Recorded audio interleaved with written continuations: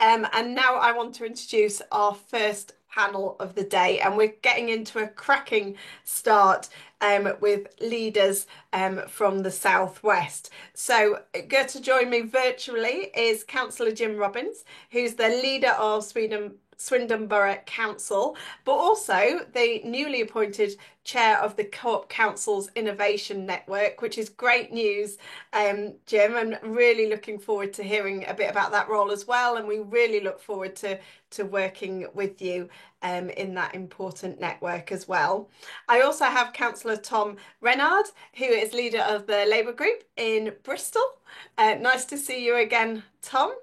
And I've got Councillor Kate Hewitt as well, who's leader of the Labour Group for Cornwall Council. I'm really grateful, Kate, for you taking some time out because a little bit of a plea for help. They have all outs coming up in Cornwall. They are outdoor knocking this weekend, but Kate's broken off from that to join us this morning. So we really appreciate that. So without further ado, we're going to hear about some of the change that cooperative councillors are already delivering, both in power and in opposition as well. And first to speak to us is Jim. So over to you, Jim. Thank you, Emma. It's lovely to catch up with you virtually. And thanks for that introduction. It is a really exciting time for us in Swindon at the moment, and for me with my role with the Co-op Council's Innovation Network. So to start with Swindon, obviously we took control in 2023, and one of the really big things that we did straight away was introduce our three missions. I'm not sure where we got the idea for mission-driven local government from, but yeah, it's worked really well for us. Our three missions for Swindon are building a fairer Swindon, building a greener Swindon, and building a better Swindon. So lots of work in the fairer Swindon about helping people to reach their potential, making sure that everyone has got the best start in life, access to really good education, access to really good jobs, and that we do as much as we can as a local authority to try and make things as fair as possible for people and help people to reach their potential. Building a greener Swindon is all about us making sure Swindon is playing its part, responding to the climate change and the climate challenge. It was really clear to us when we took over that Swindon as a local authority was massively behind the curve in this area. It was something that simply the previous administration just hadn't invested in. So there was a lot of work for us to do as a local authority just to catch up with where lots of other local authorities are, and that work is ongoing. And then Build a Better Swindon was all about us doing that placemaking, improving the look of the town, improving the feel of the town, investing in those communities that felt that they'd been left behind, and a lot of work in the town centre. Swindon Town Centre, for any of you who have visited, is a town centre that hasn't seen the same level of investment as lots of other places. So there's a really big focus on that in our work. And then what we've been doing this year behind that is introducing the Swindon Plan. So this was a lot of engagement with residents, going out to speak to them about the missions and what we were actually going to do that we could change that would have a real impact on their lives. And we were really keen to demonstrate we were using cooperative values throughout that plan. So a real focus on community wealth building. We've already done a lot of work with our procurement team about the way that they support local businesses, support the Swindon economy. There's work going on at the moment, making sure that we're adding as much social value into our procurement chain as we can do, and really thinking about what impact we can have with some of those big contracts that we offer as a borough. We're currently in the process of delivering new children's homes for Swindon as part of our response to a not very good Ofsted that the council had got just as we took over. So we're really keen to use a co-op approach for that. We've been looking at developments in Manchester and other areas around how they've used co-op values in their children's homes, and it's we're starting that process of making sure that we'll use that approach in ours. And then lots of things around cooperative placemaking. So we're looking at how we can use asset transfer, how we build on the community engagement that we've been doing and keep that going. Trying to develop a bigger cooperative sector, looking at things like community energy and seeing how we can really harness that. There is some really good community energy just outside Swindon. It's not in our borough, but it's right next to us, a massive solar co-op, and we work as closely as we can with them, and we're trying to see how we can take that idea and process forward within the borough. And then we've also just been trying to support lots of the other good work that the Co-op Party do. So we've had our retail crime motion in there. We're working really closely with the Police and Crime Commissioner to make sure that we're supporting people who work in shops to make sure they are not the victims of crime and antisocial behaviour. And then I think the other thing that we're really keen to do is use cooperative values to really drive our work. And we've just been doing a very big project around AI and how we can try and harness artificial intelligence. But we've been really clear that we're using AI value, using cooperative values to inform that work. So really thinking about the ethical dimension, the impact on staff, and how we can use AI to support our staff and free them up to be more forward facing, not looking at this as a way of cutting costs or cutting jobs in any way. It's about how can we improve things for our residents and for our officers by using AI technology. And that brings me on to some of the work that I do with the Co-op Council's Innovation Network. So I am the luckiest person in the world taking on an organization like the Co-op Council's Innovation Network at a time when the Co-op Party is at its, its largest size in Parliament. We've got cooperative party members in the cabinet really delivering on this work and being really clear about what they want to achieve for the cooperative sector. With the new Labour government. So I feel like I was incredibly lucky to jump on at the right time and following in the footsteps of some absolutely massive characters. So Steve Reed and Jim McMahon, both now ministers in that government, were responsible for setting up the network. People like Sharon Taylor, who's now Baroness Taylor of Stevenage, and is, a minister in the Lords for us, is a previous chair. Louise Gittins was the chair before me, and she's now gone on to lead the Labour LGA and the whole LGA. So it feels like I'm really lucky that lots of my predecessors are now in positions of massive responsibility and really helping drive the network forward. Um, the conference for the network is coming up on the 12th and 13th of February in Greenwich. If anyone has got a bit of time those days and would like to come and join us, it would be great to see you. But yeah, I'm really, really impressed with the work that the network are bringing forward at the moment. They've just launched back in October a piece of work around that AI, so cooperative values driven AI, all about how you can make sure you're thinking cooperatively when your council is looking at things like AI. They've launched the council's cooperative development toolkit, which is obviously a really important thing at the moment when we've got government ministers talking about doubling the size of the co-op sector. It's a really big opportunity for people to be able to really understand how they can set up co-ops in their area, how they can work with their local communities to get cooperative solutions being talked about. And then we will be launching a new toolkit at the conference, which is all around tackling the barriers to building the co-op economy, which is a great piece of work which has been led by Oldham Council. So really looking forward to hearing more about that. And then alongside those new procurement regulations that the government are introducing in February, we'll be bringing out a social value toolkit, which is all about how you can try and build those social value ideas into the contracts that local councils and local authorities are offering out. So hopefully lots of really useful tips and guidance there for the sector about how they can drive things forward. So yeah, that's all I wanted to say, but I'm more than happy to take any questions from anyone when the other speakers have finished. Thank you very much, Jim. And I look forward to seeing you in person in Greenwich for that conference because we've been doing a large piece of work with Greenwich Council about how they can take forward cooperative opportunities, particularly around growth and energy, which are really key areas, I think, for councils that fits in with the priorities of this government as well. I Yeah. just wanted to ask you before we move on to our next speaker. You've been there 2 years, nearly 2 years now, after taking control from the Conservatives, and it sounds like a real gear change in terms of how you're connecting with communities.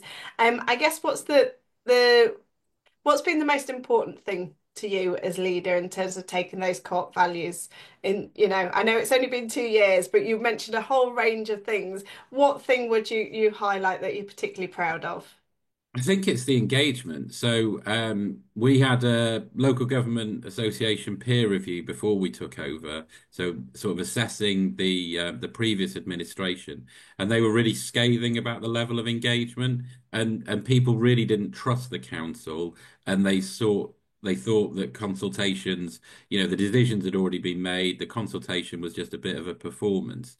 And it was really nice. We've just gone through another one of those local government peer reviews, and they've talked about how there has been a real change. They described it as a sea change in engagement, and they said that the work that we'd done around the Swindon Plan had really been genuine engagement, and it was really obvious. You could see how the plan had changed after it had been out, and members of the public had been able to give their feedback.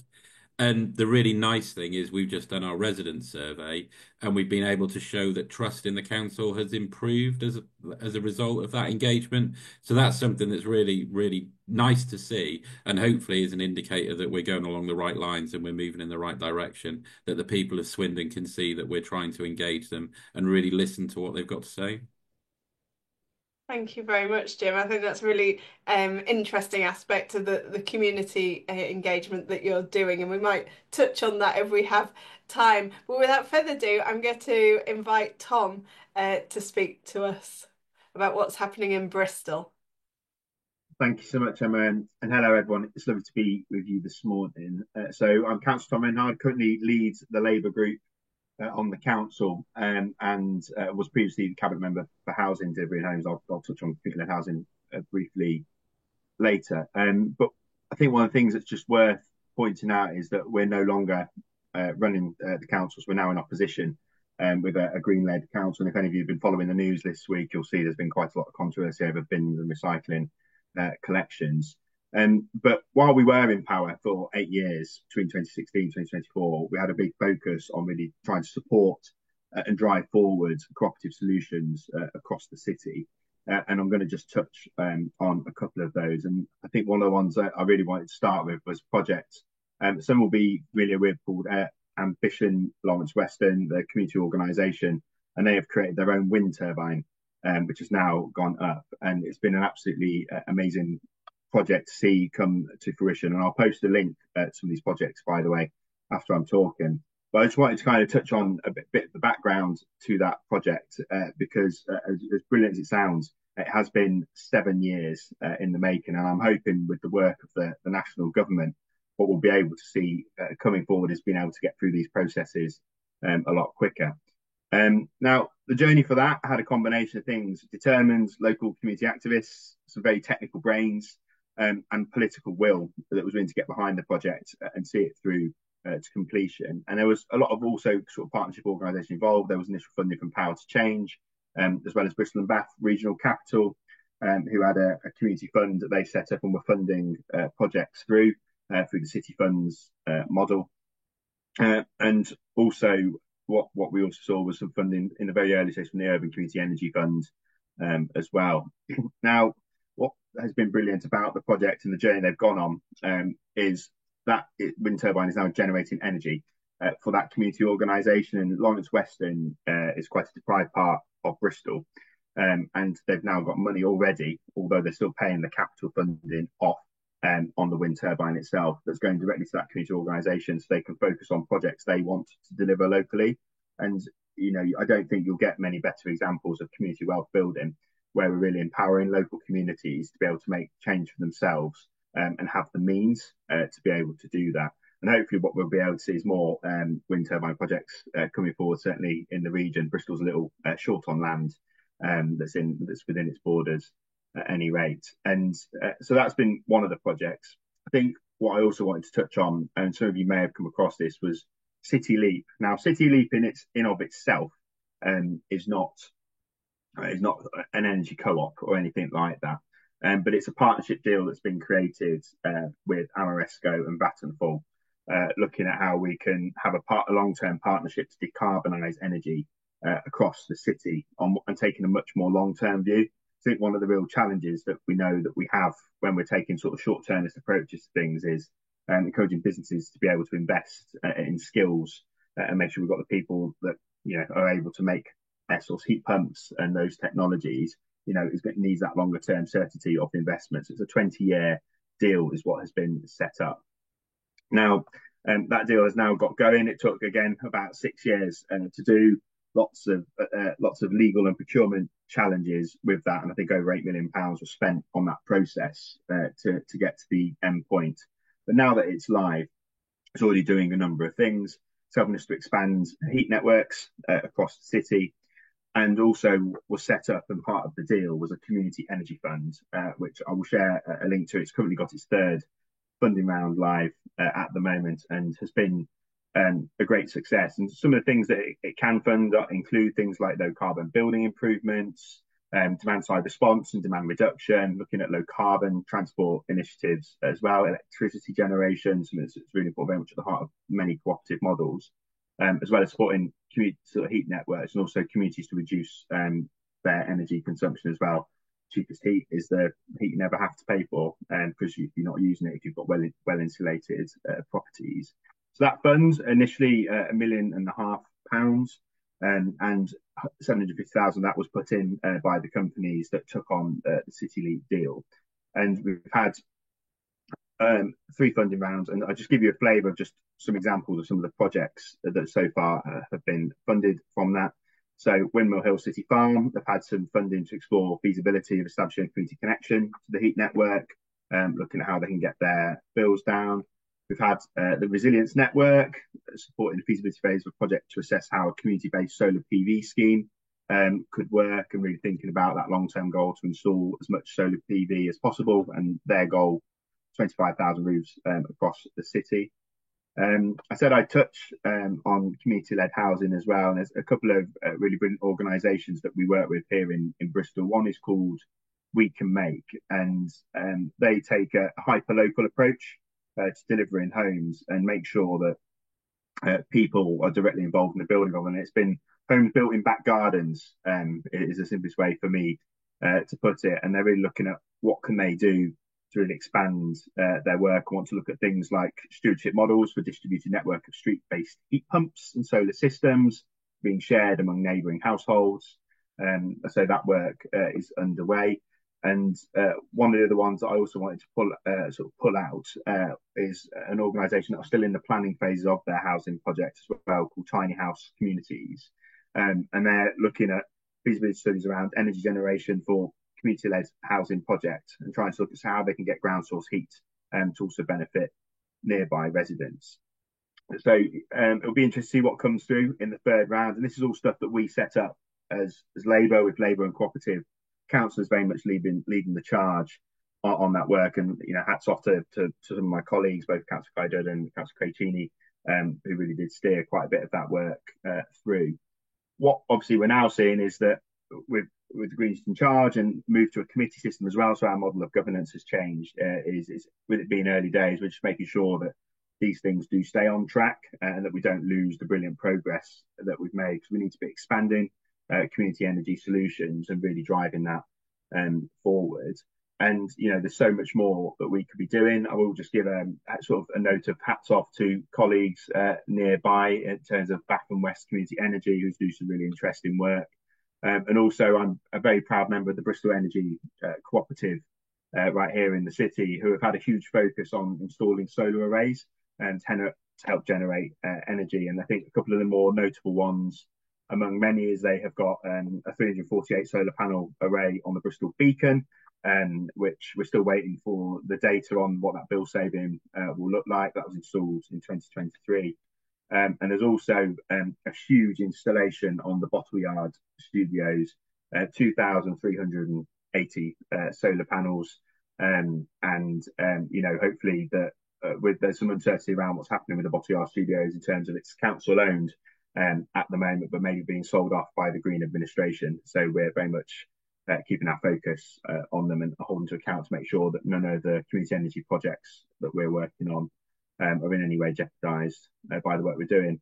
So I hope that gives a bit of a flavour. I'll share some links in the chat, and I'm always very happy to connect you with some of the individuals that we work with across the city region, so that we can continue to expand community energy and really drive forward whilst we've got a Labour government that's really going to make this happen.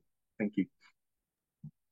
Thank you very much, Tom, and always really impressed in Bristol, I guess, about that cooperative ecosystem that you've kind of set up, and particularly around the energy side of things. And I just want to touch, I think yours is really interesting because you obviously had that period in power and that you are now in opposition. I guess what, and we have lots of councillors, and we'll hear from Kate in a minute, who is in opposition as well. Um, how is it different, and what can you do to forward co-op solutions in opposition? You know, what are you learning about that role, sort of going forward? Because I think that'd be really useful for other people to hear about what you can achieve from that position. Yeah, it's a great question, and whilst it's early days, I think the one thing I wouldn't say I'm a proponent of committee systems, to be honest, in terms of being able to get things done and make things happen. However, given the nature of the committee system we've got, and that whilst the Greens are the largest party, didn't achieve overall control, as we have Labour representatives on all of those policy committees, have got the opportunity to put things on the agenda and really drive forward agendas, shape what task and finish groups may focus on as topics. So we have got a strong way to be able to still input and push forward solutions. And I mean, from a political perspective, we've obviously got a current administration that wants to look progressive. So we know that we can kind of tap into that to push them and make sure they're doing the right things and supporting cooperative solutions. I think the big challenge at the moment is let's just say it's been growing pains at the council with a change in governance and a change in administration. So there seems to be a focus on trying to sort of grip some of those other issues in local government, but we will be bringing them back to task on cooperative solutions. So I think it's making sure you've got a really clear ask and offer. What is it you want to get done? What are the projects you can reference as well that are being delivered elsewhere in the country, ideally of sort of similar type of councils, but you know, whatever you get your hands on, and make sure you can sort of sell the benefits of why this is a good thing to do. And in a time of changing situation for local government, why this is going to help everyone and help local residents in a way that gives genuine community ownership. So I think some quite powerful arguments you can make to get other politicians on board, and it's just then making sure it's towards the top of the political agenda in your area. Thank you very much, Tom, and some really interesting reflections there. And thank you very much for also clarifying at the start that the bin problems have nothing to do with you. Very important for people in Bristol to hear that. So without further ado, I'm going to invite Kate to talk to us. So Kate is leader of the Labour group in Cornwall. So over to you, Kate. Thanks for joining us. Thanks, Emma, and thanks for having me. It's lovely to be here. It's really interesting to hear what Jim and Tom have been doing. Jim as a leader of a council, Tom as a sort of previous cabinet member and a larger opposition group, and the kind of reflecting on how that compares to what we do in Cornwall. So we are a very small opposition group. We are not the majority opposition, not by a long way. We are one of the smallest groups on the council, being only 5 councillors out of 87 councillors. So we have to shout very loud to get our voices heard. But what I think that really does bring out your cooperative values, actually, because we do have a scrutiny committee, and being a small opposition group, we really have to work pragmatically and cooperatively to get our ideas across within committees and within the scrutiny committees to try and kind of instill those cooperative values and get cooperative things taken to heart within the council. So across Cornwall over the last 15 years, we have seen a massive explosion in kind of small community cooperative endeavours. And as opposition councillors, the way we influence that is on the absolute kind of micro, hyper local level. So we've got amazing examples around community cooperative housing, energy, regenerative farming, food, all sorts of things that you probably wouldn't expect to see. But because we've seen such a decimation in our services across years of Tory government, Tory councils, that kind of thing, there's been this real explosion in the sort of growth of cooperative endeavours within our communities. So some of the things that we've been able to influence as local councillors is really supporting investment and funding into those hyper local cooperative endeavours. So in the area I represent, it's a really large rural area that is absolutely sort of decimated by second homes and holiday lets. Housing is our biggest issue. We've seen the growth of an amazing cooperative called the Peninsula Trust. I'll put a link in the chat in a minute. And also another one called 3Cs. Now, these are cooperatives that I've been really heavily involved in as a local councillor, and managed to get them quite a lot of SPF funding. So, like, absolutely, truly levelling up our communities. And these have, through negotiations with the council, been given HRA properties that were going to be sold off on the open market, taken out of the use of local people. They would have absolutely been holiday lets because they're all, oldie worldy Cornish fishing cottages, that kind of thing, the things the tourists love. And actually what they are now is cooperative housing for our communities. And because they are not council houses, we can really make them work for our local community. So we can put hyper local links on them to make sure the people that are in our communities, that are being pushed out of our communities, can stay here and build that community cohesion. I think it's so important, and it does so much for community building. I think some of the sorry, my children and dogs seem to be kicking off in the background. Apologies. I Don't think worry about it. It's a Saturday. Keep it's a going. Saturday. They're just on their way out swimming.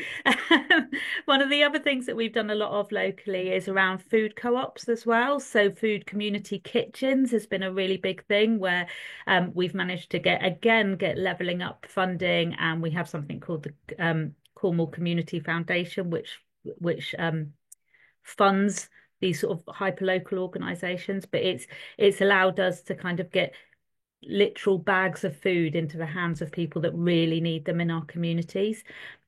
All of this shows the value of having local cooperative councillors who understand that benefit of encouraging communities to work together.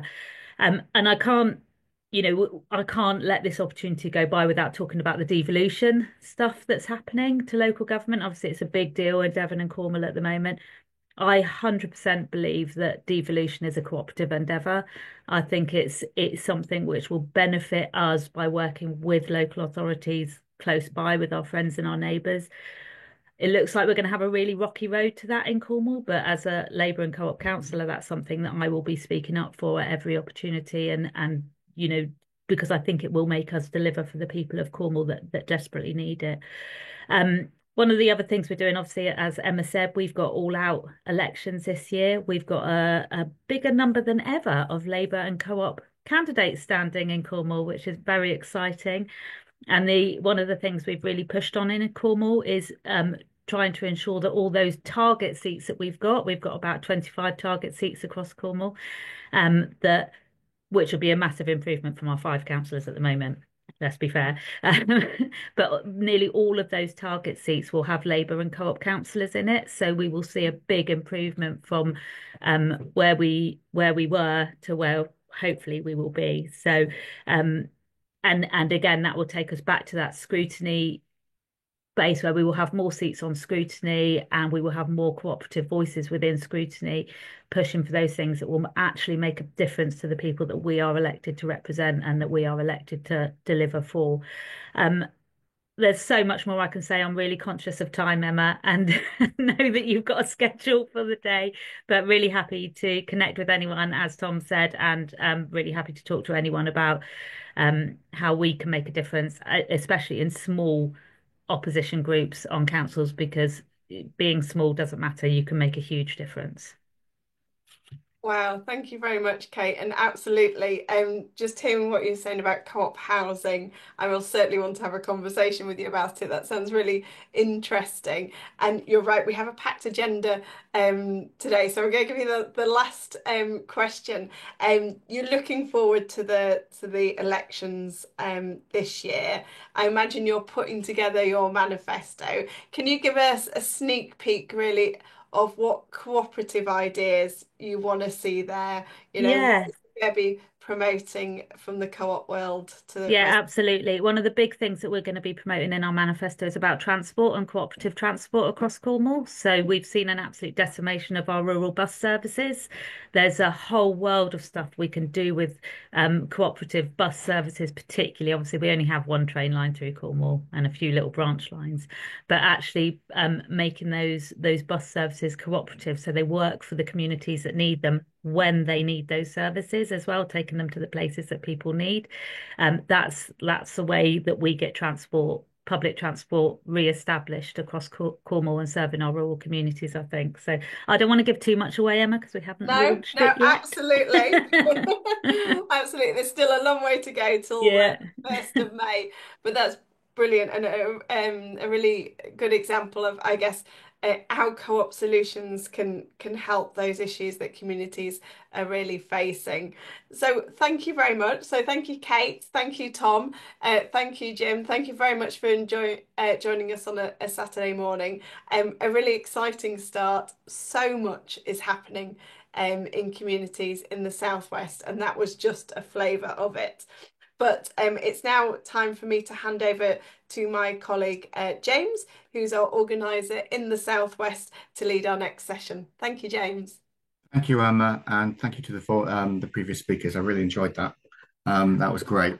The next session is on safer communities and action on retail crime. I'm delighted to be able to introduce two great speakers. The first is, well, first on my screen at least, is Claire Moody. She is the Police and Crime Commissioner for Avon and Somerset. Now that covers, I think I'm right in saying, Bristol, Somerset, South Gloucestershire, very diverse, interesting kind of patch. Claire's had a glittering political career. I mean, she's done lots of stuff outside politics, but she's worked for Number 10. She's worked as an MEP, and now she's a Police and Crime Commissioner. I think it's an absolutely fantastic mix of different things of career. I'm very, very impressed and somewhat a little bit jealous, really, as well, looking back on my own career. With Sadiq is Al Hassan. He's the MP for North Somerset. Now, if he does nothing else in his personal and political life, he'll have the honour and will be remembered for beating Liam Fox and doing everyone in public life a huge service for that. But he himself is a somewhat unusual career entry into politics, I think it's fair to say. He was a superintendent pharmacist. That's like a top senior pharmacist. I guess he wasn't always one of those. He's worked his way up to that. I think I'm right in saying he's the only one of two pharmacist MPs. We won't talk about the other one necessarily. And as such, I think has perhaps a different take on stuff than many MPs with respect to them, I guess. If I could kick off perhaps with the issue, just to put it into some context, something like 1,000 incidents of retail crime happen alone in co-op stores. So it's a massive issue. The government is seeking to introduce a standalone offence for assaulting a shop worker. That will take time to filter through with legislation. And indeed, I think there's a £200 minimum which was introduced.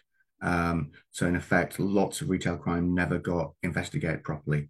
And that's the kind of scene. Sadiq, may I just start with you? Perhaps either from personal experience or colleague experience or working with and campaigning for local pharmacies, how much of an issue has retail crime and assaults and abuse of shop workers and pharmacists been? Well, I mean, first of all, thank you, James, for the very generous introduction, and hello, all cooperators on the call. So I actually, having worked in community pharmacy for nearly, 2 decades, have experienced retail crime quite frequently. Myself personally, I still have a scar on the back of my hand from a shoplifter who was stealing a bag full of perfumes from a perfume cabinet from when I worked in Boots. The bit about retail crime that I think is so kind of harmful to the people who, like me, worked in retail pharmacy across the country isn't just the items that we lose, which cost the shops money. It's the violence and threat of violence that we face when we actually encounter shoplifting. in practice. So recently I attended a shop in Nailsea. It's a factory shop, and I'm not gonna mention any brand names because you know, I don't want to do any advertising for free. But the shop had just been robbed at knife point, and you know, the staff in there were rightfully quite shaken up and quite upset. You know, it was a difficult situation for them to deal with. And this threat of violence shouldn't be part of our everyday retail lives. Our shop workers are definitely not getting paid enough, you know, to have to deal with the level of crime and abuse that they face. So one of the things that I always, you know, remember, there's two types of shoplifters when you stop them. The shoplifter who holds their hand up and go, yeah, you got me. Oh, well, cheeky smile, right? Gives the stuff back, and that's it, right? And then there's the shoplifter who thinks that if they are scary enough, violent enough, and intimidating enough, they can still get away with what they've got. And that's when you're at risk as a shop worker. And, you know, I have so many experiences of it. I mean, there's so many little things, right, in the kind of the workplace environment, like the sound of toothbrush packs. So, you know, those kind of like $5.99, $8.99 electric toothbrushes with a battery. You know, there's a weird sound of them banging together when somebody was emptying a whole load of them off a hanging rail into their bag to steal. It's just a weird sound, right? It sticks with you, right? And that was 16 years ago, but I still remember the sound, right? And the decision when I intervened about whether, you know, this was going to be one of the people who holds their hand up and go, you got me, or whether this is going to be somebody who actually thinks that it's worth hurting somebody to steal something from a shop. And, you know, the campaigns that have been done by the Co-op and Usdaw, right, to kind of highlight some of the trauma that our retail workers across this country are facing, has been so valuable to bring it to the attention of legislation and government, because we cannot have a society where we have shop workers working in fear and suffering the kind of trauma that, you know, I've lived so many times. I mean, you know, I've been shouted at, screamed at, spat at, had, Tony and Guy was one of the things that used to get stolen a lot in pharmacies, by the way. The Tony and Guy shampoos. I've had them thrown at me.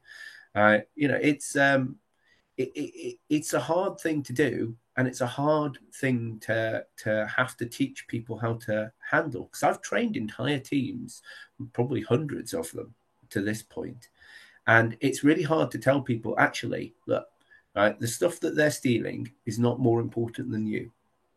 One of my earliest retail experiences was somebody stealing nappies, 48 packs of nappies from a Boots I worked in. And I was a summer student at the time. And so I saw them and I ran after them, and I managed to get 4 packs of nappies back. And the moment I came in, I was proud as punch. I was so proud of myself walking into that shop with those nappies. And the manager came over to me.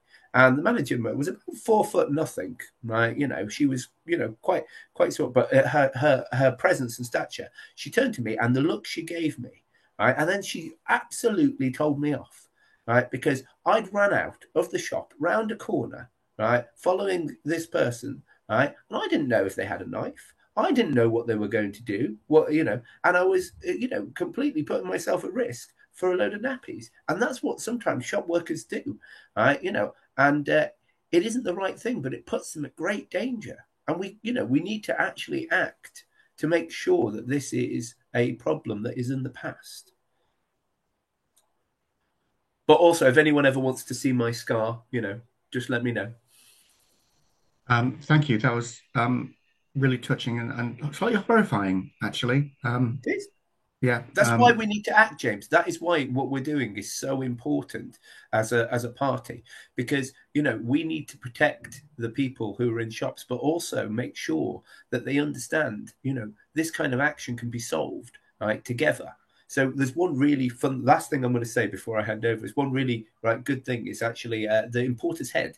Right, their shops have started cooperating right? They've created a WhatsApp network to let people know about potential shoplifters, because one of the best preventions to shoplifting is to have staff on the shop floor looking, right? Because it's when they feel they can get away with it that they start. Right. So having that kind of network and cooperation between these shops has really helped them, but also made the shops feel like they're not alone. Because sometimes when you're in a shop, there's only two of you, one's gone up to the stock room, right? You can feel a little isolated. So, it is really, really important, that these networks, help people kind of feel like they've got somebody there when they need to talk to them, or, to kind of be with them. Thank you. I wonder whether we can bring Claire in at this point. Claire, what's your take on perhaps the police's attitude to retail crime in Avon and Somerset? Thanks, James, and thank you for the very generous introduction as well. It's very kind. Not at all. So yeah, I mean, I know I have sort of around 10 minutes to speak on this, but I could go on probably for the rest of your conference in terms of what the scale of the problem, the nature of the problem, and the different ways we need to respond to the problem. And very clearly central to that is the policing response to the problem.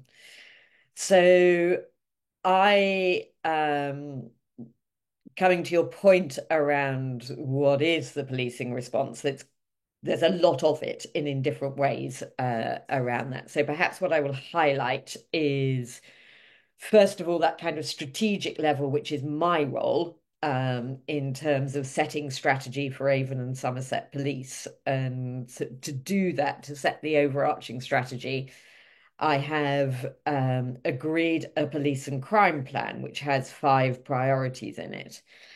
And, kind of looking at retail crime, which is, anyone who campaigns in public life, who goes door knocking, who is out in their communities, knows the scale of the concern there is in communities. And exactly as Sadiq said, this is not about objects or things, this is about people.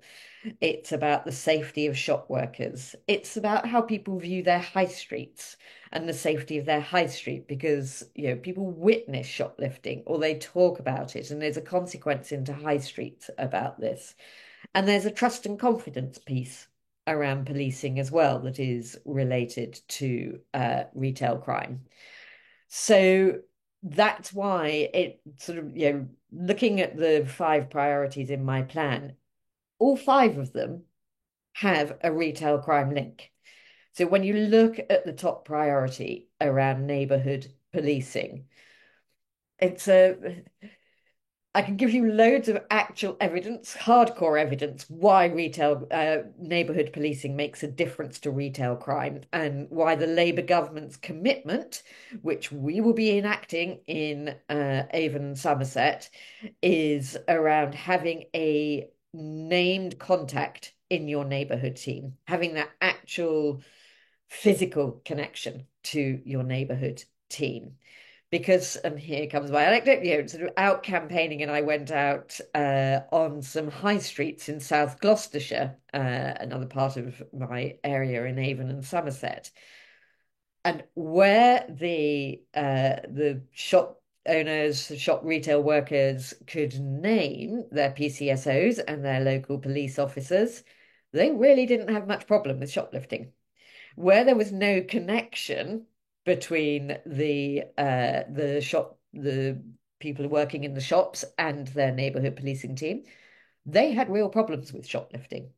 Now, correlation and causation are different things, but there's an undoubted connection between neighbourhood policing and visibility of neighbourhood policing to that prevention piece as well as the response piece in policing. So that's kind of my first priority is around strengthening neighbourhood policing. The second one is around reducing serious violence. And again, Sadiq just kind of highlighted why that is a retail crime issue, because of the experience of shop workers who have victims of retail crime, and it's actual crime. And again, the evidence of the scars that Sadiq bears for this, but it is also the threat of harm and the psychological trauma, and it's the working in fear of that threat as well, which has a real impact on shop workers. And I know there are, Usdaw and yourselves have statistics in the co-op group, have statistics on the health and safety impact of threats and indeed experiences of physical violence. Thirdly, it's prevention. My third priority is prevention. And again, that goes to the points I've just talked about. Sorry, on the serious violence prevention, the other strand of that is around violence against women and girls. And of course, predominantly shop workers are women. So, there is a direct link in there as well. The third one around prevention, I've already touched on areas where prevention matters, for example, visibility of neighbourhood policing. But it's also about the tech that's available, and it's about the links. Often retail stores, if they're chains, will report internally, but it's about making sure that those internal reports into head office link into policing systems and link back to the neighbourhood policing, and that they have evidential standards that are useful in terms of a policing context. My fourth priority is victims. Again, I touch on this. This is about people. It's not about the shops themselves as physical bodies or the products inside the shops. And then finally, it's about standards in policing. So, and there's all manner of things that come under that, but it's the investigating of crime and how that is done.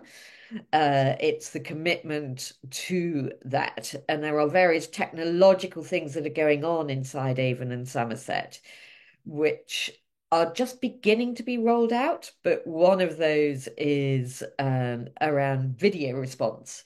So that actually sometimes, the time it takes to get a police officer to a site, maybe, and the time it takes out of the shop workers and the manager's time to engage and to report. If you got a call back on a video response call, you could get all of the same information, or a lot of the same information. It takes less time. It takes less time for the police, and importantly, it takes less time for the shops. And there is also gives confidence in reporting, because I know so much of what is said around reporting is how long it takes people to hanging on, the difficulties and the complexities of online reporting. I report, nothing happens, so people don't report. So that first point of contact is really, really important. And again, that's why I evidence the changes that are going on at that level. And then there are the different drivers for crime as well. So, you have the very low level need, cost of living crisis, one-off shoplifting. And in all honesty, that's not the concern in shoplifting. It is the substance abuse and addictions that drive shoplifting behaviors, and those are those do need like behavior orders wrapped around them, and also the work that we need to do in prevention around substance abuse and addiction. And then there's the serious organized crime and the work that needs to be done around that as well, because you do have those kind of high level organized crime groups that are quite often taking advantage of people with addictions. And it's about where the stolen items are being sold. And again, there's an investigation, and there's some of that's neighborhood policing around the locations, where the stolen items are sold. And again, that's in the prevention space as well. In Avon and Somerset, we have some very good officers who are leading on retail crime, and I had a meeting with them earlier in January, a couple of weeks ago. Becky Wells-Cole is the leading officer, but she has a number of inspectors that report into her at that level. They're just building on a new strategy to address this. You also have hotspot policing, and again, that's about the high street and that focus on the high street and that high visibility on the high street. And I'm meeting with the co-op group later this month around actually talking through those specific crime issues. But I'll finish on what the Labour government are doing. And again, that prioritising of neighbourhood policing and the connections of neighbourhood policing. We literally had in the last 48 hours an announcement of an additional £100 million into neighbourhood policing. That's now 200 million they've committed to in recent months. It's the commitment to high streets that matters as well. And frankly, and other speakers have referenced it, it's the fact that we have ministers who just get it.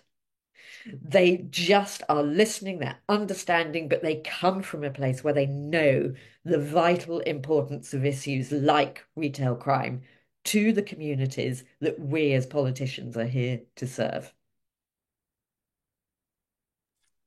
Thank you, Claire. Now, I'm reminded by text by colleagues of the need to finish reasonably on time. So I just want to kind of ask you to be fairly kind of prompt in the way that you answer this question. And if I could go to Sadiq first. What do you think, and hopefully this doesn't end up with both of you leaving the Zoom in a rage with different questions, with different answers. What do you think, both of you, can be done to improve the partnerships at different levels and in different sectors? So, I mean, you've got parish and town councillors, you've got councillors in unitaries, you've got the police, you've got MPs, you've got businesses, when you're talking about addiction, whatever, you've got multi-agencies dealing with that. I imagine not everything was kind of wiped out during the Tories, but I imagine there's still a bit of work to be done to be proven that. What needs to be done? I'm going to go straight in on that, James. So what's been really, really great is I've been working quite closely with Claire about, kind of my patch, North Somerset, and actually having a police crime commissioner who is visible, who is actually doing something and using their budget for good. Is making a massive difference in North Somerset. I mean, last week, I think, was it, Jess Phillips came down to talk about the work that Avon and Somerset, the police force that Claire looks after my patch, what they've done to improve violence against women and girls. That's massive. The police force and the systems of it wasn't really designed to cope with what it kind of has to cope with today. And the work that, kind of Claire and the organisation and Avon Somerset's doing to push that forward is great. The bit that's, I think, really important, for making the system work better is it's not necessarily police's integration with, parish councils and town councils. It's their integration with the wider networks that help people. You can't have 40 police officers off the beat because they're helping prevent somebody committing suicide, or with mental health problems, or who are a danger to their family. You've got to have other parts of society to pass those over to, whether it's NHS, whether it's social care, because that's what I think would really unlock the potential of the police again. And just on prosecuting shoplifting, I always remember when I started in pharmacy, we used to get a check-in for like £1.18 or something, right? And it used to be because we used to prosecute shoplifters who stole £30 worth of stuff, and then they'd pay it back, right? And that was, when we had a Labour government. The moment the Tories got in, right, that just disappeared, right? That kind of consequence for the action, right? So even when the police actually get there, there's they didn't really have a consequence to do it. I'll just add a couple of things. One is, James, you're spot on in terms of being able to work with Labour colleagues and work through, up to government with colleagues in my area. I did something with the Labour Metro Mayor that we have in West of England, and he brought in a scheme to give grants to independent shopkeepers so that they can put in security equipment. And again, it's about that, having the right equipment that will be able to help with prosecutions as well in this sphere and in that prevention sphere. But the other thing is 14 years of Tories. and the consequences of that. And if you look at what that has done to the fabric of our society, a 75% loss of youth workers. So, the failure to support people in need, the mental health crisis that police winds up dealing with. And, police officers spend their time in A&E, their entire shifts in A&E sometimes. We have inherited a system that has been broken by the Tories. One of the Avon and Somerset police officers described to me the situation we have after 14 years, and that is you have a double bed of Avon and Somerset, and we are policing it with a single duvet because of the level of cut of policing, because of the level of cuts that we've had in every part of our public sector. And so, we are finally getting that investment back into our public sector. But dear God, we're starting from a long way back after these 14 years. Okay, and perhaps I can ask another question. It's of interest to me, generally as a Labour and cooperative candidate, albeit outside the Southwest. We have got local elections in lots of the Southwest. What message would you give to aspiring councillors? What's the doorstep message about how the Labour and cooperative government and how your Labour and cooperative police and crime commission area, if it's in your area, Claire, are doing? Perhaps there's 2 or 3 bullet points about the money that's going in, the attitude. What's the pitch? What should the pitch on the doorstep be, Sadiq? So for me, we are on a historically low base, but things are starting to get better. We are rebuilding the safety nets that society used to have to catch people when they fall. And this is going to take a bit of time, right? But we are making massive progress. The legislation we've passed, right, to improve our waterways, to hold water companies to account, right? The legislation we're going to, pass to make sure that shop workers, right, are looked after and cared for and get the help they need to do a good day's work, not being afraid and not being a victim of violent trauma, right? We are pushing in every aspect to get where we need to. But our number one mission is going to be growth, because we are going to be the party of economic growth and the economy.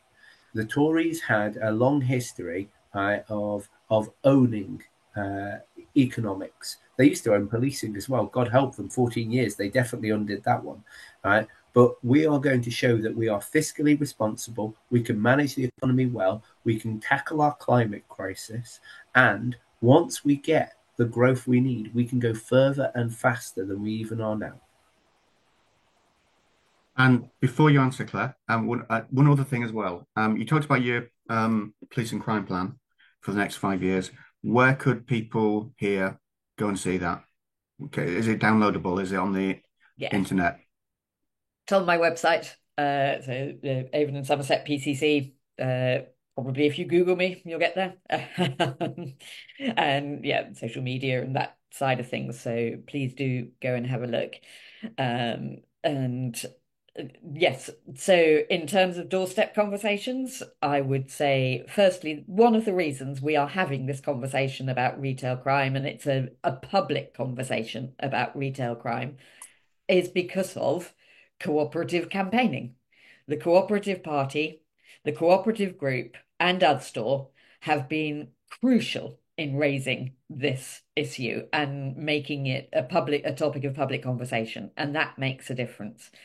And the other obvious thing to do on doorsteps is show and tell. Listen to what Jim talked about, what Tom talked about, what Kate talked about, and the difference that Labour and cooperative politicians make in their local communities. And so, we've got such a good and a proud story to tell. So, it's an easy thing to communicate on doorsteps, to my mind, why this works and is something to value in our society. Thank you. That was absolutely fantastic. My WhatsApp is showered with praise for both of you, and what a great session that's been. And the way you've ended, I think, sets a very positive note for my next speaker, or the next speaker, which is Gareth, my colleague, talking about Labour manifestos and council elections coming up. So thank you, Sadiq Al Hassan, and thank you, Claire Moody. Brilliant. Thank you.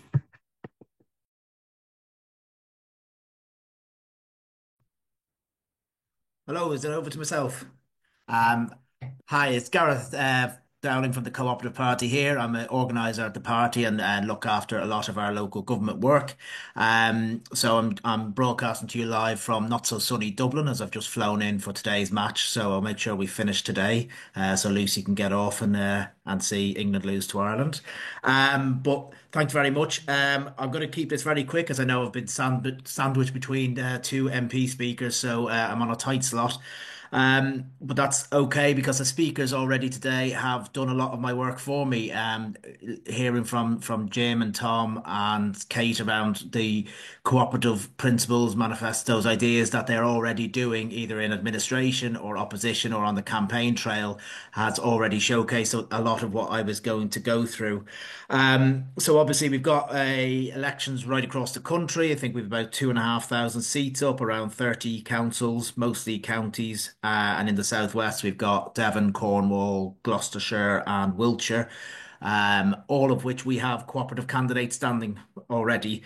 We've got over 20 candidates across the southwest, and we are hoping to continue to grow that.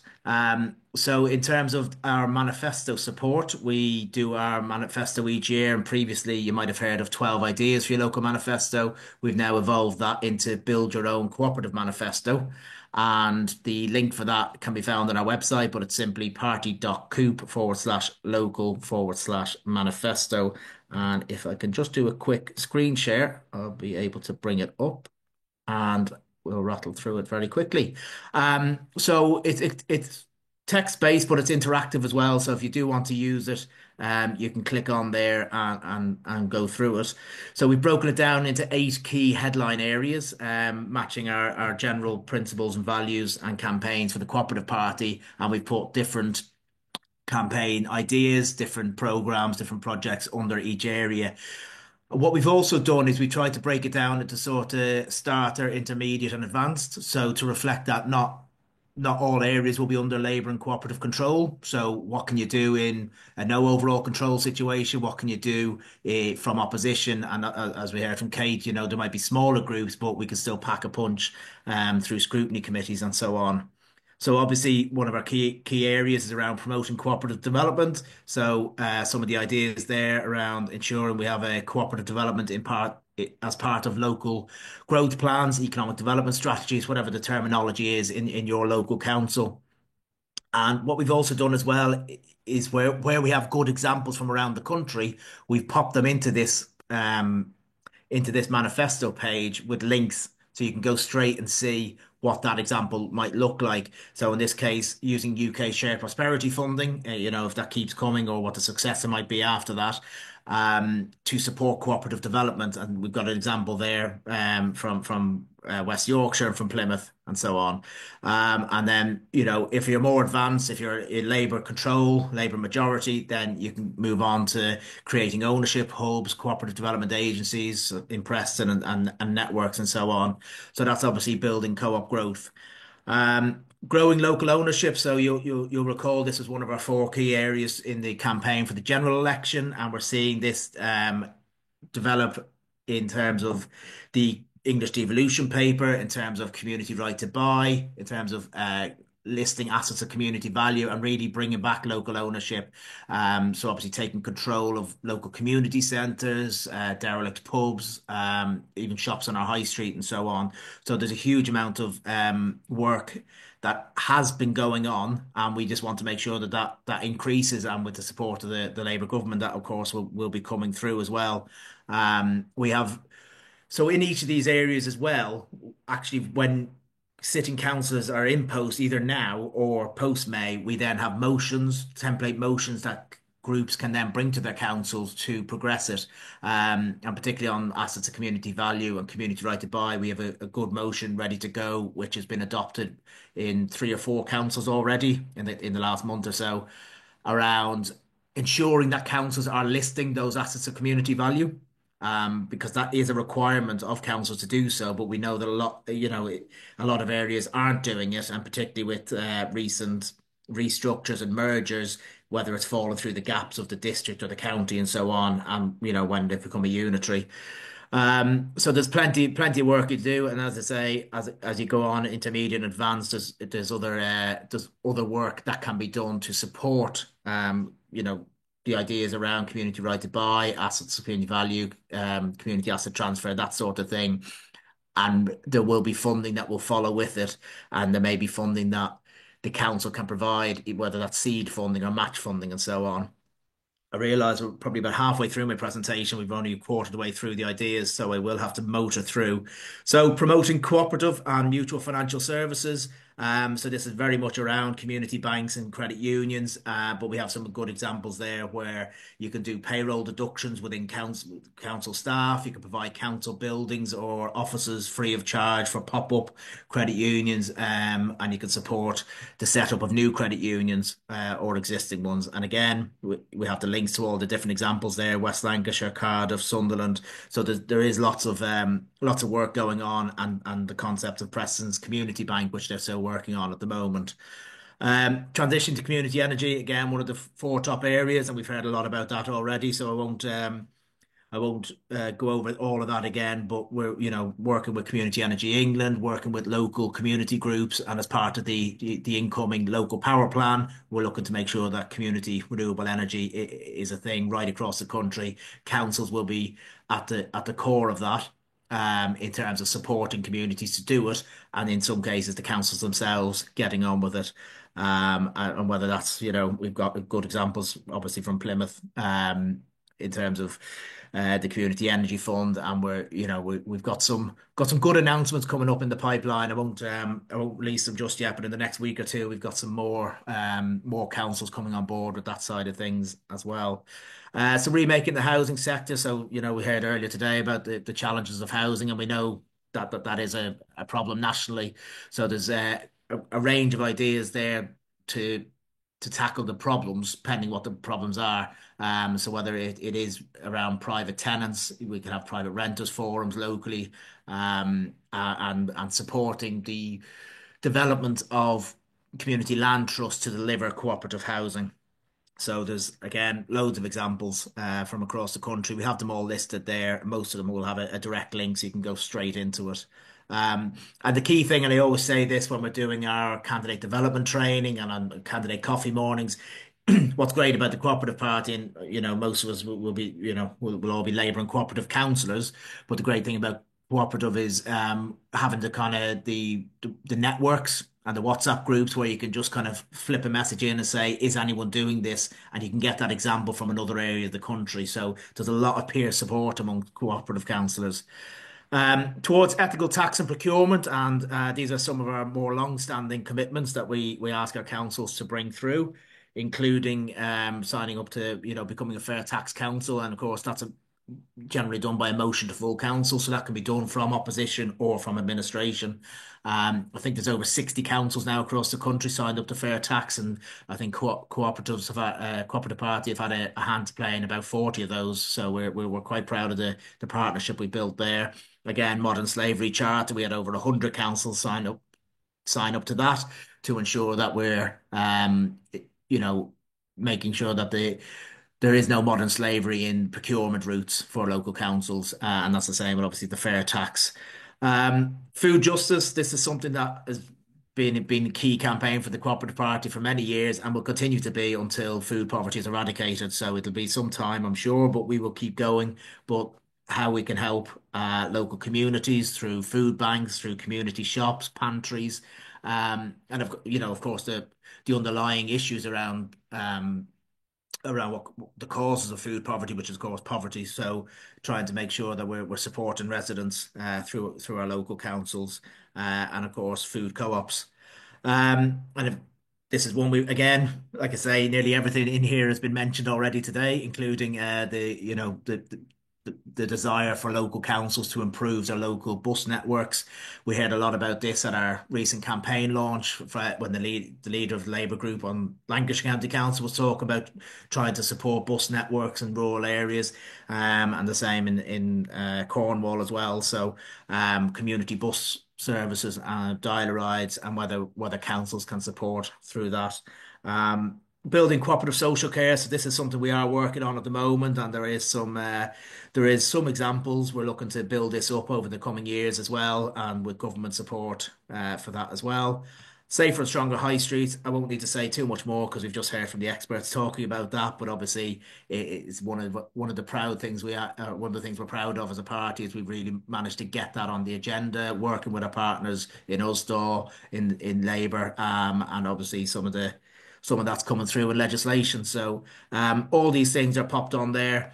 In terms of the technical aspect, because I've only got a minute left, is actually you can click on each one of these ideas, like a checkbox, and it adds it to a list on the right hand side. And you might think you want this one as well. Adds all them on there, and you can literally email that list to yourself, print it out, or forward it to your local government committee, the manifesto sub working group, and say this is what I'd like to see in there. I'm not sure exactly who's chairing, but I'm sure I'm going to be stopped now because I believe I'm just running over time. Is it Emma? The one thing I will say is that was a whistle stop. If anything has piqued your interest, drop me a note, drop me an email. My email address on the website is just g.dowling@party.coop, or just email mail@party.coop. It'll get through to me. Happy to come and speak to your local parties. I know the local groups have been getting in touch with me to ask for it. So, and that's been great. Emma, sorry, I'm over time, am I? No, plenty of time. Don't worry about it. I just want to ask you though, Gareth, before we move on to our next section. You obviously talked a lot about the manifesto, but we do have some elections in the Southwest coming up. We heard a bit from Kate about people becoming Labour and Co-op. Can you just explain quickly the process for being Labour and Co-op and how people sign up and the excellent training that you do as well? Yeah, so obviously it's a huge area of our work at the party, as you know. But the Candidate Development Programme, CDP as we call it, is our route into standing as a joint Labour and Cooperative Party candidate. Now, it covers a broad brief, including training sessions, and some of those training sessions will be an introduction to what it is to stand as the Cooperative Party, how to get selected, how to put your name forward. So for some sitting councillors, this might be, that have been through the shortlisting process, so they don't need to attend a training session with me to tell them how to get shortlisted. But actually, we do some more advanced training sessions as well, around targeting, around Labour Connects, around dialogue, around poster votes, and so on. But it's also our route to collating names of people who are interested in standing as Labour and Cooperative. So if you put your name forward to us and say, I've been selected by the Labour Party, I want to stand as a joint Labour and Cooperative candidate. You fill in a form on our website, it comes through to us here. And what we do is we collate those names and send it to the local party council and say, are you content with these candidates standing as cooperative? And it might be that they have a couple of questions. They might say, have they been a member for a certain amount of time? Are they, are they interested in supporting cooperatives? And then once they're approved by the local party council, we nationally send them out a campaign pack, which authorises them to stand as a joint candidate. That might almost sound a little bit convoluted. It's dead easy. Certainly much easier and quicker than the kind of shortlisting selection process. If you've been selected by Labour, we accept that sort of the due diligence has been done. So our part is ensuring that you're equipped with the Cooperative Party manifesto and principles to aid your campaign. And it is key to say that we do recruit, not right up until the 11th hour, but we are still recruiting candidates. We're up to 200 nationally now on a kind of smaller set of elections this year. And we know some of the selections have been delayed, go back to the general election, so they're still feeding through. But if any candidates are interested or colleagues, please do get in touch. I think that's the key thing. If people have been selected by Labour and they're interested in standing as co-op candidate, then there's still time. It's really simple. You just sign up online, and we can put that link in the chat as well. And Gareth, you run coffee mornings as well, regular catch-ups for co-op candidates as they get through um, the as they sort of go through to May. Did you do one this morning? We did. We had a good chat this morning with a few candidates are on. They're a bit, what I will say is they're a bit hit and miss because when I first started hosting them, well, I think they were on before me, but when I first started hosting them in 2021, we were still in the midst of COVID, so a lot of people were doing dialogue. Canvassing and so on, so it was great. People would log on for the coffee more and then carry on for their dialogue. Now people are using their Saturday mornings to go canvassing, so the numbers have dropped just a little bit, but it's a great opportunity for people before they go out for the canvas to have a chat about what methods are working for you. And it's that informal peer support, so we can give all the kind of training and slides, but actually saying, well, I was on the doorstep last Saturday, and this is how I answered this question on this policy. That's the bit that I really like about it. Because like I say, we can watch all the YouTube videos under the sun, but actually connecting with other candidates, particularly first-time candidates who either want to talk to each other or um, get those words of advice from those who might have been 3 or 4 term councillors. And that's brilliant to connect them. We do that candidate coffee morning the first Saturday of every month. And what I will say just around the recruitment as well is, because I can't miss a pitch for this, if your local branch Labour Party, group CLP, LCF, LGC, whatever acronym you want, any grouping of local Labour or cooperative members, if they want to hear from us, I'm very happy to jump on a Zoom call. I'm based myself in Lancashire, so I can't get all the way down to the southwest, but happy to jump on a Zoom call and run through this in a bit more detail. If anyone wants to kind of quiz any detailed questions around how we deliver a specific part of that manifesto, I'd love to do it, and if that can help recruit more cooperative candidates and more people supporting our movement, then that's brilliant. The one thing I didn't mention just on the manifesto is it's not compulsory. So it's not your Labour group has to sign up for all 8 of these and make sure that all 8 of these bits. We have left it broad enough so it can be tailored to each area. So you might be well on, so there's bits in there that says set up a cooperative development network. Well, if you already have one, you don't need to put that in. But you might say, well, actually, the food justice bit looks really good for us because we've not got much work in food banks and community cafes. So we want to do a bit of stuff on that. So it's left broad enough for you to pick and choose what suits your area. And we know these days that sort of manifestos are getting shorter and shorter. We're getting down to this sort of 3 and 5 word almost manifesto. And we've heard from Jim Robbins previously. I can't remember it exactly. It's 3 words, isn't it? Is it better, fairer, greener, Swindon? It's just to the point, punchy. And then if someone asks about it, then they can elaborate on their specific policies in those areas. But yeah, so it's not a take it or leave it. You don't have to take the whole lot if it's not all relevant to you. And we've had to try tailor it a bit to sort of district councils, county councils, unitary, sub parish councils. So we've got so many different authorities with different levels of responsibility. So it has deliberately tried to be broad in that sense. Thanks very much, Gareth, and thank you very much for taking us through that, particularly while I had a Saturday morning interruption. Apologies, everybody. Somebody is waiting to go to soft play. But we're going to move on to our next few sections of the thing. We're going to look at the parliamentary group, and hopefully we'll have some parliamentarians joining us in a bit. And then we're going to finish off with remembering Saxon Spence with a session chaired by our NEC member Lucy Naylor. But I just want to touch on the parliamentary aspects. We're hoping for Luke to join us, but he is having some tech issues, so hopefully he will be able to come on for a bit. But really pleased that we have Luke Pollard, who's been an MP in the South West since 2017, but is now one of the Ministers of State for Defence for the Armed Forces, a really important area for Plymouth and the South West as well.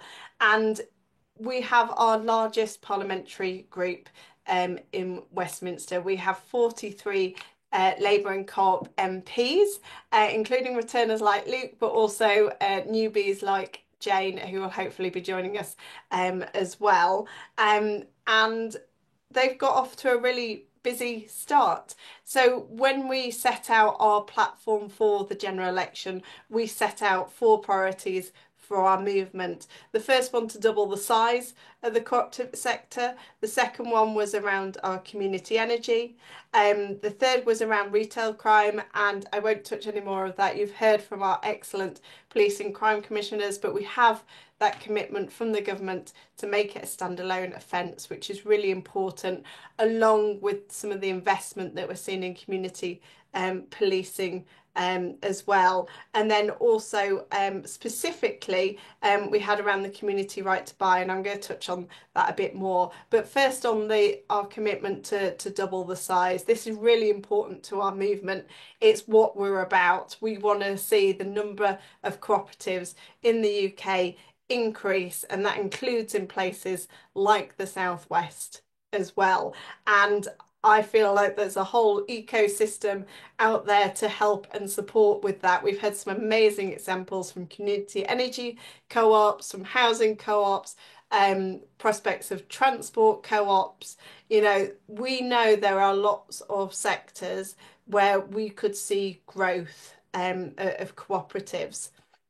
And just within the first few months of a Labour and cooperative government, we've seen the Chancellor, Rachel Reeves, make a huge commitment to alternative business models like co-op and mutuals. They are part of the growth agenda, and they're providing growth that is beneficial to communities across the country. So if anybody did hear in her Mansion speech, she made reference to co-ops. For the first time in history, it was mentioned in that speech, and that really announced the setting up of the Co-ops and Mutual Growth Council, which includes some of the biggest co-ops in our economy, which includes the Co-op Group, which has subscribed to us, but also people like Nationwide, Royal London, Arla, some of the biggest co-ops in the UK, and they're going to be looking at what they can do to double the size of the sector, and also advise the government on how it can be achieved as well. And it's going to take a whole string of bits of government to make this happen, in terms of supporting startup, making sure there's proper advice and support, making sure the legislation is right, making sure the right finance is there. We've got a huge job to do, but we've made a really good start in the first few months of this. And in terms of that expansion, we've been talking about community energy. You heard about some of the amazing work that's already going on in Bristol. Plymouth is another place which is really good on community energy as well. And we were really pleased that Great British Energy has a local power plan, and it will deliver support for community energy projects. We know that will have a huge impact on the Southwest, because we already have those really good community energy projects running, and really looking forward to a huge expansion of that as well.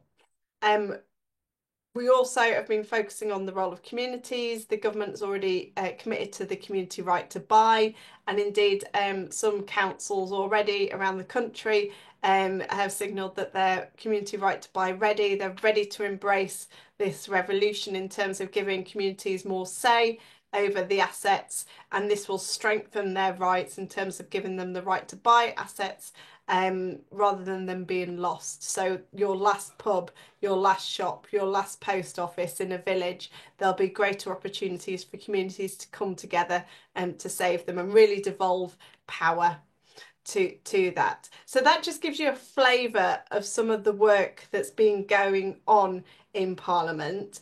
But actually, we've got the opportunity to hear from somebody who is there, who is doing it, and is going to have a chat with me now. So, and I don't think she needs a lot of introduction to any of us on the call, and that is Jane Kirkham, the new MP for Truro and Falmouth. And hopefully you heard some of my introduction about the work that the group has been doing in Parliament. It's an amazing start. You know, we have secretaries of state, we have co-op ministers, and we have new co-op MPs like you. It's just amazing to see the work that you've already got started and doing. So I guess my first question to you, Jane, and like, how's it been? Are you still standing after a whirlwind few months as Yeah. a co-op MP? Yeah, it's been amazing. It's been 6 amazing months. So it starts off obviously very overwhelming. Every time you go into the chamber, I get a bit tearful. That's starting finally to wear off, but I don't think it will ever completely wear off. And then you start to think about how you can actually make change and how you pull those levers to make things happen. And as a backbencher, that isn't the easiest thing to do. What is impressive about being a cooperative MP is that the group is very strong. And as you were just talking about, some of the aims that we've had going into the manifesto have come through very strongly in the King's speech and in some of the things that the government want to do. I think having us there and having Joe there as well, as a very, very strong advocate, has really pushed forward some of those cooperative policies and cooperative values right into the heart of the Labour government. And having someone like Jim McMahon in the cabinet as well, he's been absolutely brilliant. And some of the things that are going through, for example, the local power plan, GB Energy, that is just fantastic. And the community energy and the local government energy plans that will come out of that, and the money that's going into that is amazing. The community right to buy, we're really, really looking forward to. I've already had, I mean, it's in the Devo Act, so bill, so it's not through yet, but I've already had people coming to me within my constituency asking about pubs, asking about community buildings. Obviously, the funding has to follow, the support has to follow these policies, but if we get that right, then there will be cooperatives springing up everywhere. I'm just supporting one in Falmouth, actually. They produce it's a food shop that doesn't have wrapping or plastic, and they're turning themselves into a cooperative as well. So I went along to their founding meeting, and it does feel like that's getting out there, that people are starting to think about this way of doing things. And I think you were right about Rachel's Mansion House speech as well. The fact that people in government, the Chancellor is talking about cooperatives, talking about it as a model of ownership, as a business model. It's really starting to sink in. And having that big group, it's lovely. It's lovely. You go along to the cooperative parliamentary party meetings, and you feel things are moving. It's a lovely atmosphere. We've got people there speaking who are in the cabinet or are ministers. So it feels very strong, very progressive, and it feels like we're moving on and managing to do a lot being in government. It's really exciting, to be honest. That's good to hear and nice to hear. It's a good group going forward. I just want to pick up on I guess that link between Westminster and communities, because it can feel very disconnected, and how do we create that thread from, I guess, Rachel in a Mansion speech talking about co-ops down to that food co-op in your constituency, and you know, how do we translate that for our communities, and what thoughts have you got about how we could spread it out to other communities in the Southwest? Yeah, I mean that is true, isn't it? It's all right me talking about it and Rachel talking about it, but there are still a lot of people who don't really understand the cooperative model, and it's how you explain to them what it can mean and that everybody can have a stake and that you can run this together. So I know that the party are also doing, and the government will be doing as well. Kind of, we were talking at our last cooperative meeting about almost like a package of support. If you want to set up a cooperative, how do you go about it? What do you do? What does it mean? So having those resources that people can use so that if they understand what the cooperative model means, they can then work out how to do it, because it's something that maybe in some parts, as you say, some communities who maybe have experience in form filling and accountancy and all the things that you need to do to get these models off the ground, they obviously have a head start, whereas some of the communities who most desperately need cooperatives to take on their community building or their last pub don't have those skills and need that support. So it's kind of making sure that those skills and that support is funneled down through from Parliament, through me, through the party, through the resources that people can find online, and they're encouraged to use these models, even if they've never really thought about it before. Mm. And just to give us a flavour, because I guess you cover one part of the Southwest, but there's lots of different bits, just about some of the challenges that they're facing and maybe some of the solutions. So I guess in your first few months as an MP, I guess what has topped your inbox? What are the biggest issues? Right, I suppose really, and some of them do have cooperative solutions. So housing, of course, housing, huge, always has been huge in Cornwall. We have 900 households in emergency and temporary accommodation. We don't have enough social housing. I know that there is cooperative housing kind of springing up across Cornwall. If you've had Kate Ewart on yet, she will talk about that as well. That can be part of the solution, but housing is a massive issue here. Also care, again, we could even look at care cooperatives. That also could be part of the solution, but care is a real problem in Cornwall. We don't have enough of it. And the other big issue that a lot of the people who come into my surgery who are talking about is education, particularly SEND. So that is a real problem now. I suppose there are a lot of people home educating. Not always out of choice, but a lot of those are kind of banding together and doing that as a group as well. So there is a kind of cooperative angle to that as well. But I would say that those three things probably are the biggest things I deal with, other than the things obviously that pop up. So farming has been a big issue recently, and looking at land use. And we've just launched the consultation from the land use framework and the NHS. I've just been in Falmouth.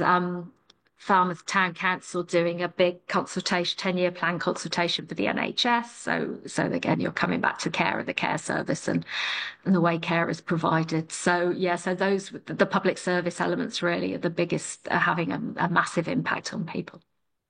And some real issues after 14 years of austerity, and we're not even a year in to sort of fixing those. I just want to touch on the housing bit because it really interested me with one of our first speakers, which was Kate, talking about how they're setting up small housing co-ops to address some of the housing issues in Cornwall.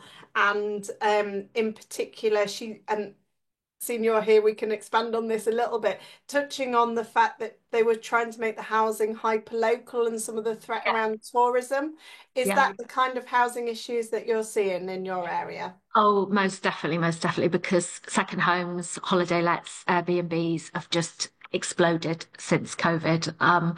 There's a bit of a hiatus at the moment because the tourism industry that was so huge in 2021 just after COVID is shrinking a little bit again, but there are still those huge issues and change of use and the fact that housing is being taken out of use for locals. So that's a really good way, cooperative housing, that hyperlocal solution is a really good way of turning some of those properties that could quite easily become those kind of properties back towards local use. And there is it's happening all over. So in all types of places in Cornwall. So in St Mawes, which is quite a wealthy place by the sea in Truro and Falmouth, they are looking at a kind of cooperative housing model on some local community land, and the village have got together and they're talking about it with their councillor. So I think it's kind of popping up everywhere as a solution. And there is an organisation called Homes for Cornwall. So a lot of people in Cornwall who are businesses, and some of them maybe the wealthier people, are looking at asking people to donate an acre of some of their wealthy landowner friends, and then looking at the way that housing can be provided on that acre. And of course, those group and cooperative models are not such a bad idea in that situation as well. So yes, I think those hyper-local things are springing up everywhere. And of course, we have the community land trust as well. So it is, I mean, it's a small scale solution in some places at the moment. And of course, we need to do those things that Labour government should be doing, which is certainly building social housing and council housing and affordable housing for people to live in. But the cooperatives and that solution in those kind of places could play a really big part and could protect some of those villages in the long term from becoming ghost towns. And of course, the community right to buy can protect their shop or their pub or their village hall. So I think cooperatives have a massive part to play in somewhere like Cornwall in rescuing those communities almost. And it sounds a bit dramatic, but it does feel like that. No, and I just wanted to ask you actually, because it does sound dramatic, but actually there is a big feeling of loss in some of these communities and the experience of the last decade really, and that those cooperative solutions in terms of housing and shops are really giving power back to people to do something about it and do something about it now. I'm quite interested, and this is a very political question, about, I guess, how that counters some of the narrative from reform. And I guess, you know, they are also talking about this loss, but obviously offer different solutions to that. Have you seen much of reform sort of in Cornwall at all? And I guess politically, how do we differentiate ourselves from them in offering, you know, more hopeful community-based solutions? Yeah, we have certainly. I mean, in Truro and Falmouth in the election, I think Reform got about the same number of votes as the Liberal Democrats, but certainly in the constituencies next to me, St Austell, Newquay, Campbell, Redruth, Reform were growing in strength. And I know now that they are standing a lot of candidates in the local council elections in Cornwall. We have all-out elections in May, and there will be a strong Reform showing. That's already been very clear from some of the events that the council have run for people who want to become councillors. And there's certainly their attitude. They focus on a few things, and it tends to be the things that divide people rather than the things that bring people together. And I think it's our job to focus on the things that will bring the communities together. And I think you're right that a lot of what's driving it is that sense of what can we do? You know, we're waiting for the big state to do something. It's not doing anything. We're not listened to, that sense of hopelessness. And that's what the cooperative movement can deal with. So you can save your local shop, you can build local houses, you can keep your pub if you work together. And that sense, that positive message of hope and doing something, taking action to make these things happen rather than just letting it be done to you and then shouting into the void and turning to reform is something that will hopefully really help us. And some of those changes will take a while to sort of come through, but there is a real commitment from the government to devolve power down to communities. And obviously there's been a lot of talk about devolution, and we heard a little bit from Kate as well in Cornwall. I'd be really interested in your take on that, and I guess the opportunities that provides, maybe putting aside all the technical discussions and debates you'll have to have.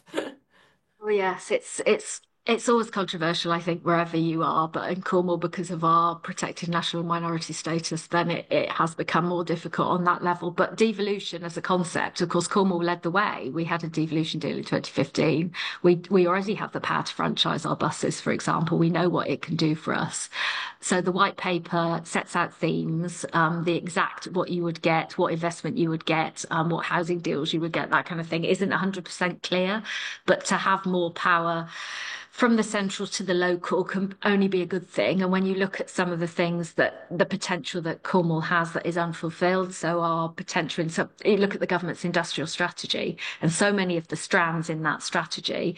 So the creative arts and digital and AI and renewables particularly, those are things that we should be leading the way on. And we can do that by having the powers to grow the supply chain, to look at our skills, for example, because skills is something that's going to be devolved. So it should be a real bonus down here. But yes, it's just when it happens and how it happens. I don't think we're going to be in the first priority wave. I'm not quite sure what's going to happen in the future, whether we'll be able to have devolution for Cornwall on its own or not. But I do think that having those local powers to do some of the things that we want to do and not always be reliant on Westminster as we have in the past. Our second homes issue, for example, has been awful because in Wales, they've had devolved power to tax second homes, to put extra stamp duty on, to do a lot of things that we haven't been able to do. And we've had to push and push and push Westminster. And it's been low down the Conservative government's list of priorities. So it hadn't happened in Cornwall.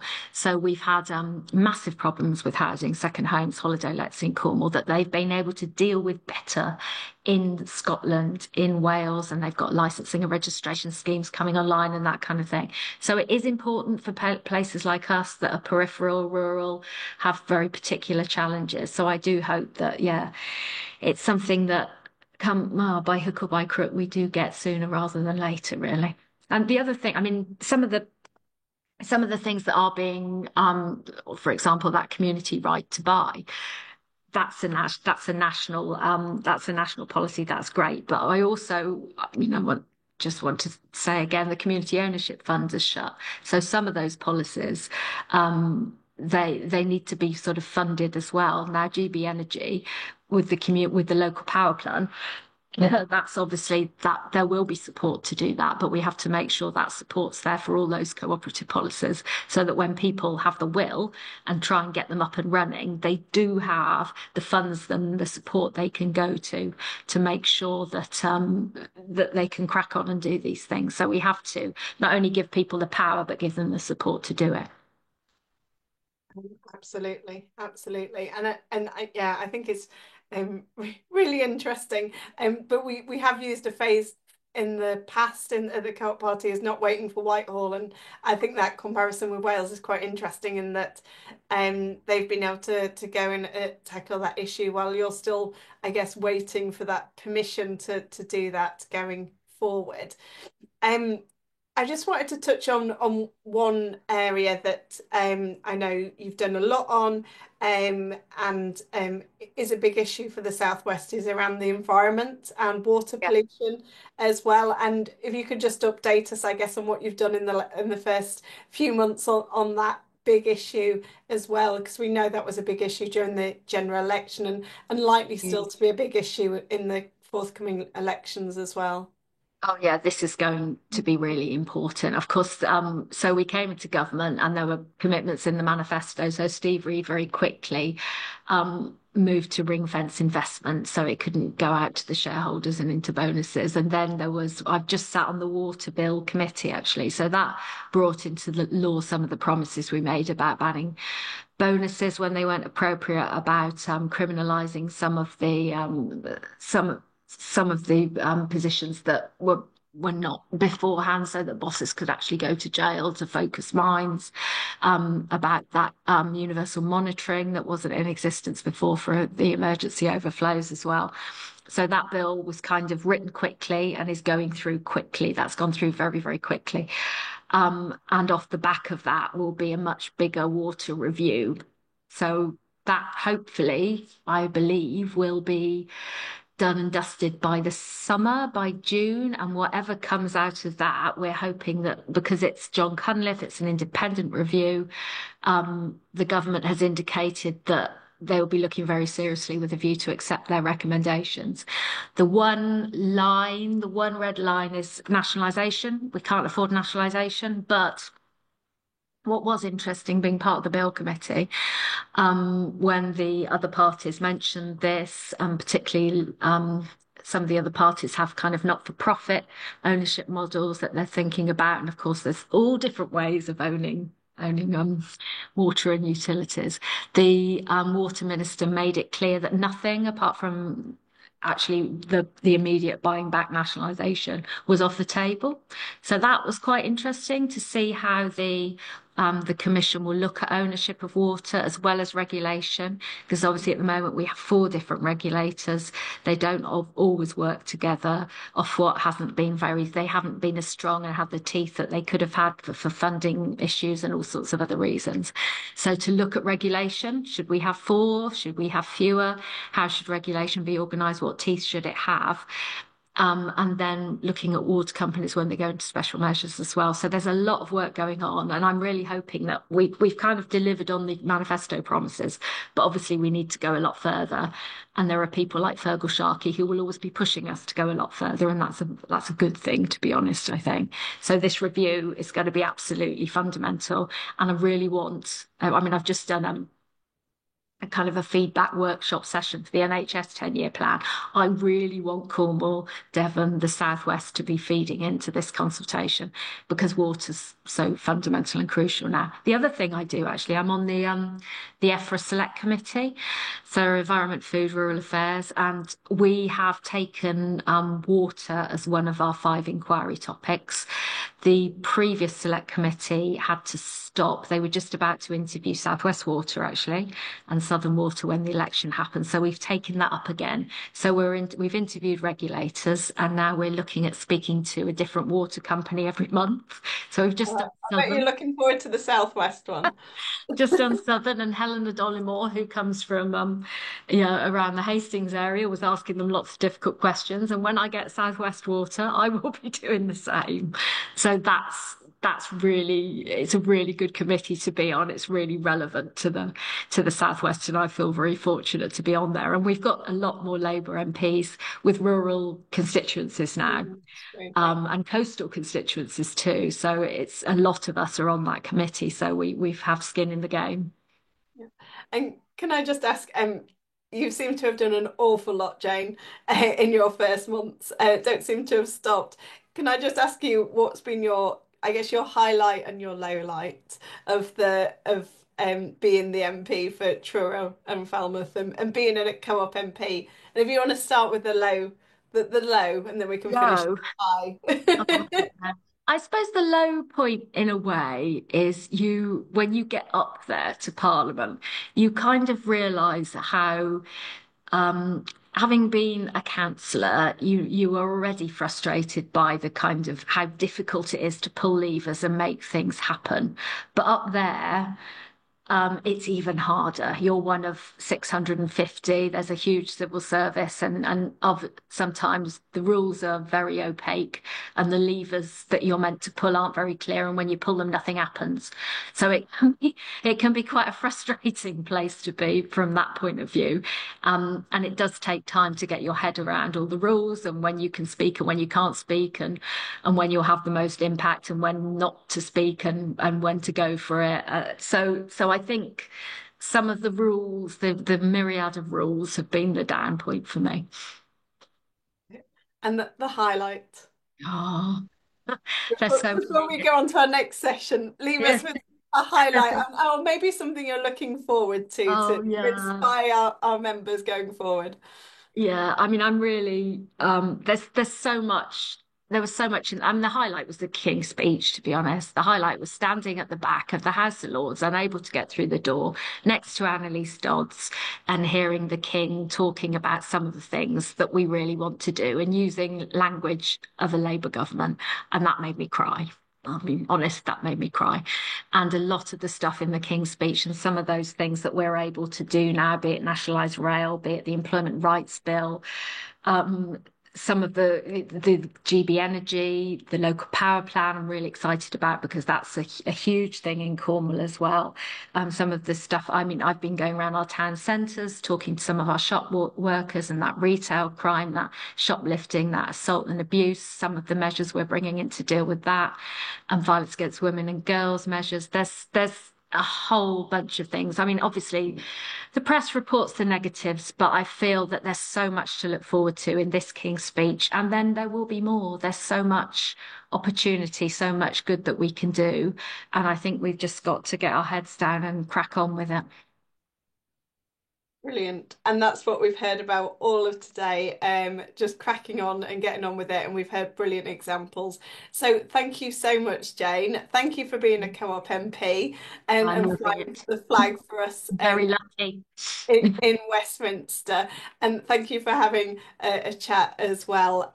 Just to say, unfortunately, the tech beat Luke, and he's very sorry that he wasn't able to talk this lunchtime, but I'm sure we'll have plenty of other opportunities to catch up with him through the year as cooperators as well. So thank you very much for joining us, Jane. I'll let you go back to your busy Saturday as I introduce our next and final session. I'd like to introduce the chair, Lucy Naylor, who is our excellent NEC member for the South West. A real pleasure to work with Lucy on the NEC, and I leave you in very capable hands. Thank you.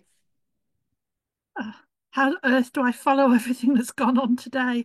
I'm here. Well, we're here to start off talking about the amazing Saxon Spence, who I hope many of you will have encountered over the years over here.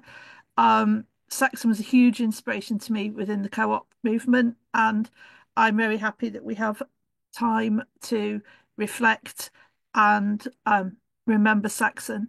I'm going to we've got Steve Race here, who is the MP for Exeter and who spoke brilliantly at Saxon's recent funeral, and is a very key member of the Cooperative Party in Exeter as well. So I'll leave Steve to open that, and then there will be room for anyone who wishes to pay tribute to Saxon. I see a lot of people here that knew Saxon.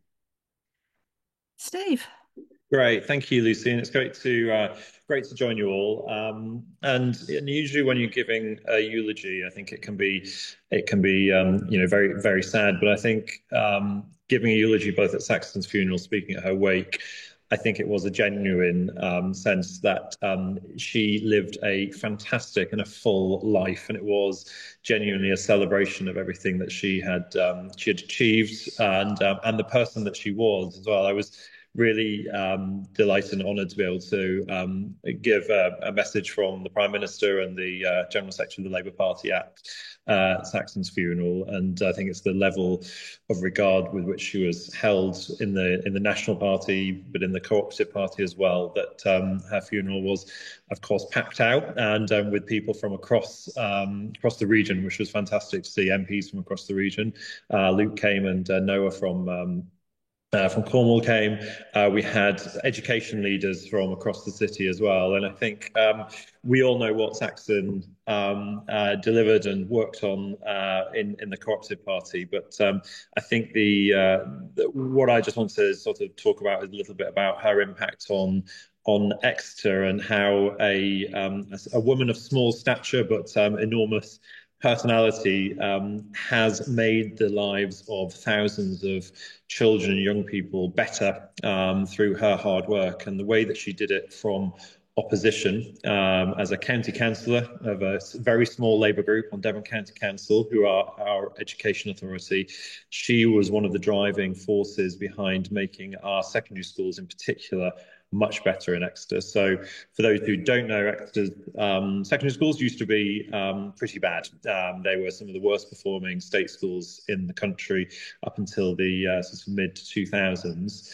And Saxon was the person that, along with other politicians, including Ben, but as the county council and the leader of the Labour group, she really grabbed the opportunity that Labour government and Labour investment sort of offered in the mid-2000s, and as a result set up the Ted Ragg Trust, on which she was still a trustee to the day that she died, just before over the Christmas and New Year period. And she was the driving force behind making sure that our schools became some of the best and most improved schools in the country.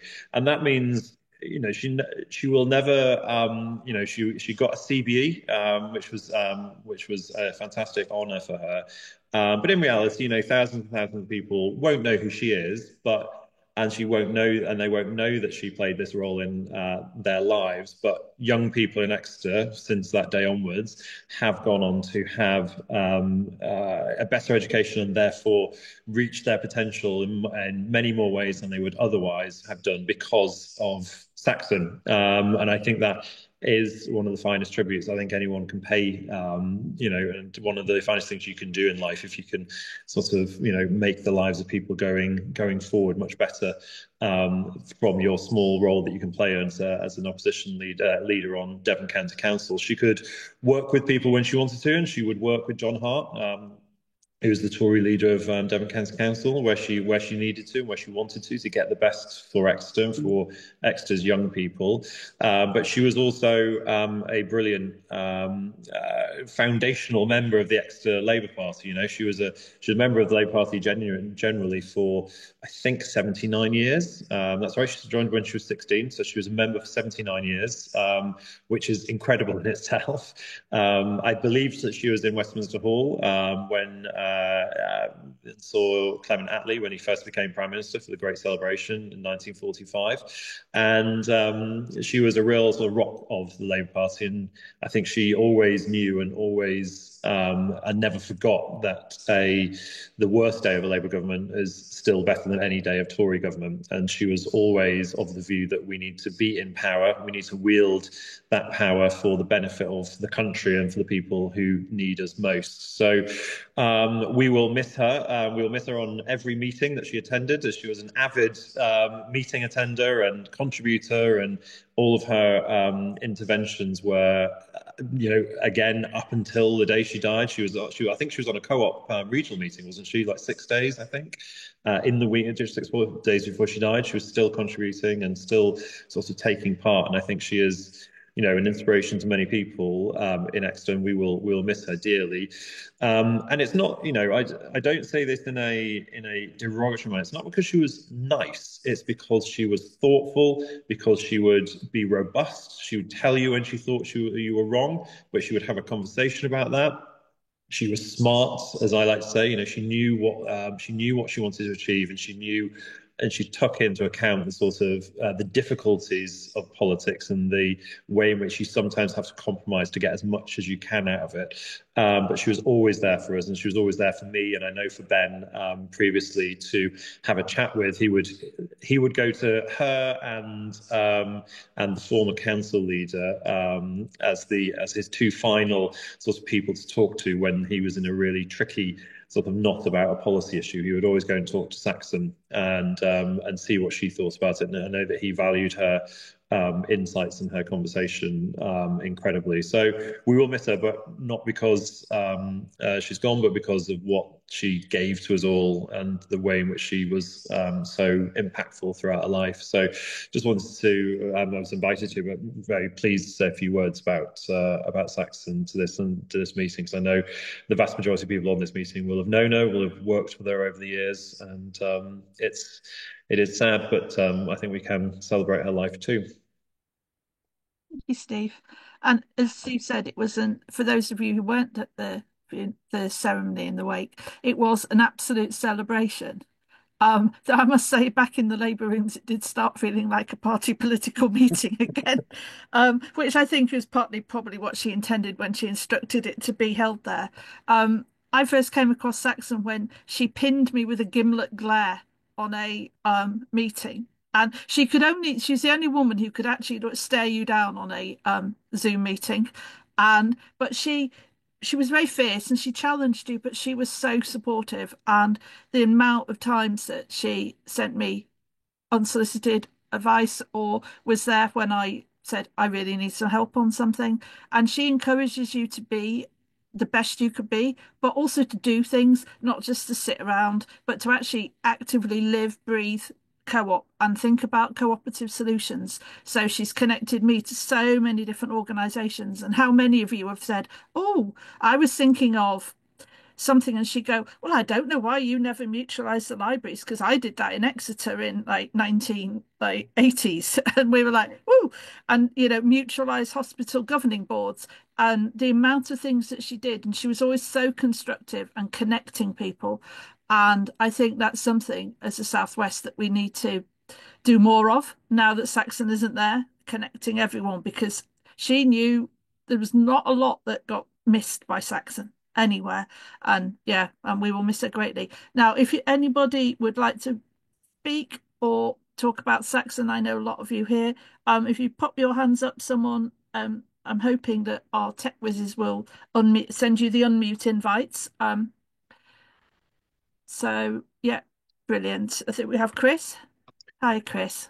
Thanks, Lucy. And I must admit, I didn't say anything in Exeter Saxon's weight because so much had been said. But Saxon was an amazing woman. And at the point we need more strong women in politics, in public life, and in community life, Saxon embodied and role modeled that for so many. And I think we all need to be grateful for that. She was formidable, and that meant she was scary. Most formidable, scary people have massive egos. Saxon didn't. She was one of the most humble people I have ever met. And if you talk to her, you'd never know everything she'd done, the people she knew, and the massive influence she had. Because what Saxon was really interested in doing was building consensus and support for change. And she did that by connecting people, by educating people, and by pioneering and modeling amazing things that other people could copy, and making sure that she enabled other people to copy them. And that is so rare and so valuable. Steve's talked about education, you've talked about libraries and health, but Saxon was into global issues, but on global justice. And how many of us still talk about fair trade because Saxon hammered it into us at every opportunity that fair trade mattered, and that wasn't just about trade. It was about food security here and everywhere. And it was about doing the right thing and the importance of those relationships, but the economics mattered as well. It wasn't just that we need a food bank. We need to find ways that people can sustainably access food on a long-term basis that supports not only the people who need the food, but the people elsewhere. And she put those cooperative solutions into tackling problems. She wasn't just about let's make everything nice. It was about let's give people a stake, let's give people an ownership, and let's actually make sure that there's a cooperative commonwealth, that actually that whole economic model that's broken, she was modeling something there. I think it's quite easy for us as cooperators to say, let's just support the food banks. But Saxon wanted to do more than just support the food banks. She wanted everyone to be able to afford good quality food on an ongoing basis. And those sorts of things really matter. I got to know Saxon more when we had two party councils in Devon, Cornwall, and parts of Somerset. And as the two party council chairs, we had long conversations about how we could make things better for cooperation across the region. And it was an honour to work with her on that. We did manage to win those tricky conversations that meant that we ended up with one party council. And she was an amazing support for me as the first chair of the new combined party council. She was behind the scenes to so many of us a source of fantastic advice and support, and we'll all miss that. But actually, I think what we'll miss more is the person who was Saxon Spence, because that was an amazing role model and one that I think will be hard to find anywhere for a very, very long time to come. Thanks, Lucy. Thank you so much, Chris. And that reminds me, I've got a fair trade meeting next week. And guess who got me into that? Andrew, I have you next. Yes. Can you hear me? Yes. Oh, marvellous. Well, my memories go back rather more than half a century on the old Devon County Labour Party when I was a delegate. And I'm afraid my meeting Saxon then, making her quiet, clear, incisive contributions, produced rather negative results. Plymouth at that time used to send the bulk of the Labour group to County Hall, and they were very heavy, old-fashioned male white trade union types who did not take kindly to being firmly guided by a different gender. They gave Saxon quite a rough time, quite a rough time. She had to call upon every ounce of logic and strength she possessed to deal with some of the members of that group and the County Labour Party. In later years, post-civic duties with Saxon, I was bowled over by her capacity to venture out of the giant comfort zones we've been in rather today. On issues like justice for Palestinians, there is no doubt where Saxon Spence stood. and she defied everybody and anybody, any orthodoxy on that subject. And I retain the most happy memories of her. She was a tremendous influence when she quietly summed up an issue at the end of a debate. Nearly always that was what we did. Yes. I think anybody, I don't think anyone in this room could put their hand up and disagree with Andrew's final comment there. Simon, can you unmute yourself? Oh, do I have to send? Oh, there you go. Thanks, Lucy. And I agree with what everyone's said. I just wanted to add something about how Saxon has been a formidable voice for our cooperative values and principles within the consumer cooperative movement. I first came to know her in the 1990s when I was elected to the then Bristol Regional Committee of CRS, and I think her committee was the Devon and Somerset committee. And at meetings, there was always, and in the movement over the years, the sort of balance and compromise between being a business and having the principles. And really, when Saxon said, well, this is the principles we've got to stick by, it carried a huge weight across all the elected members. One of the first campaigns I remember was when Elco Pops came in, and which were really targeted at underage children, and Saxon led on that within the co-op group, and those that were sort of it's called fizzy lemonades or whatever they were called at the time.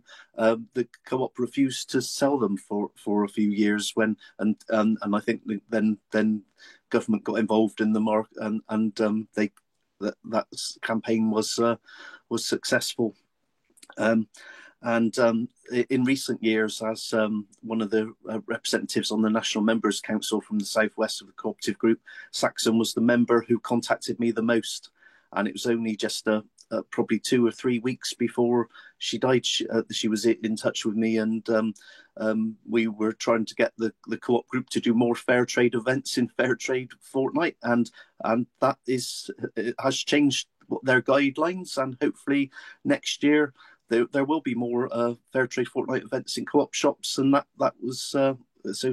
Saxon was fighting for cooperative values and principles right to the end, and should be hugely missed in the retail cooperative movement as well as the rest of the labour movement. Thank you, Simon. And I have Claire now. Thank you. Others have talked about just the sheer extent of the achievements of Saxon, which were awesome over the time that she was involved. And I know the length of time, all the time I've been involved in the Labour and Cooperative Party movements in the Southwest.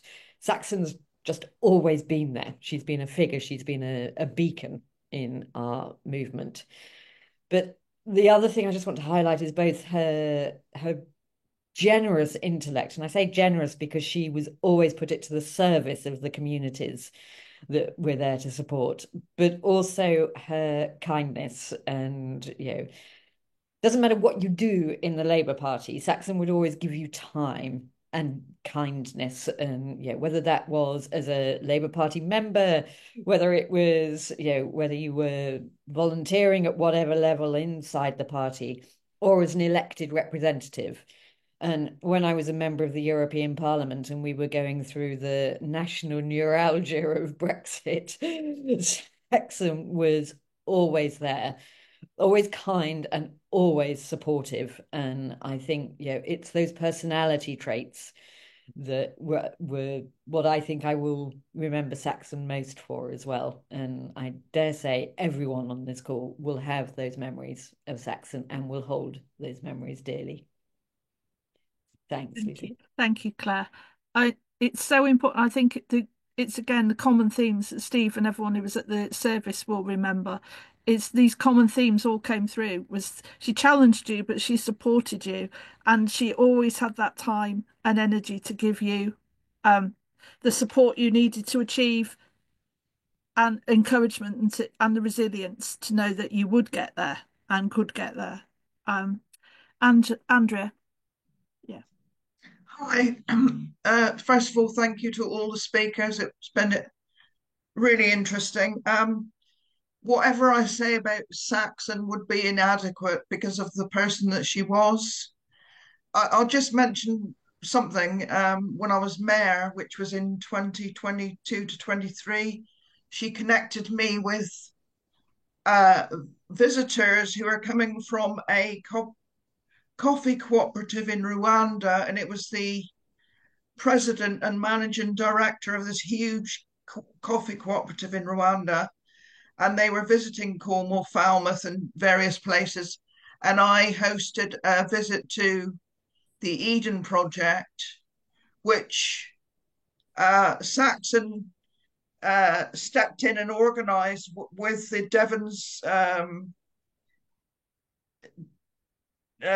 people that were organising it on the Devon Development Education Programme. So I managed to step in as mayor and welcome these two visitors from the cooperative, and they were interested in what was going on locally. And it's just one of the things that Saxon did, and connecting people, etc. So whatever I say, it would be inadequate because she did so much. But I just want to say thank you, Saxon, and you will always be remembered. You left a huge legacy.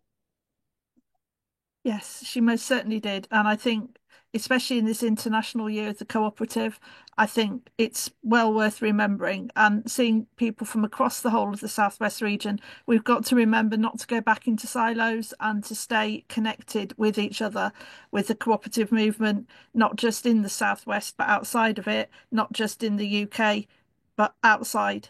And remember that it's a cooperative movement and the principles that we stand for.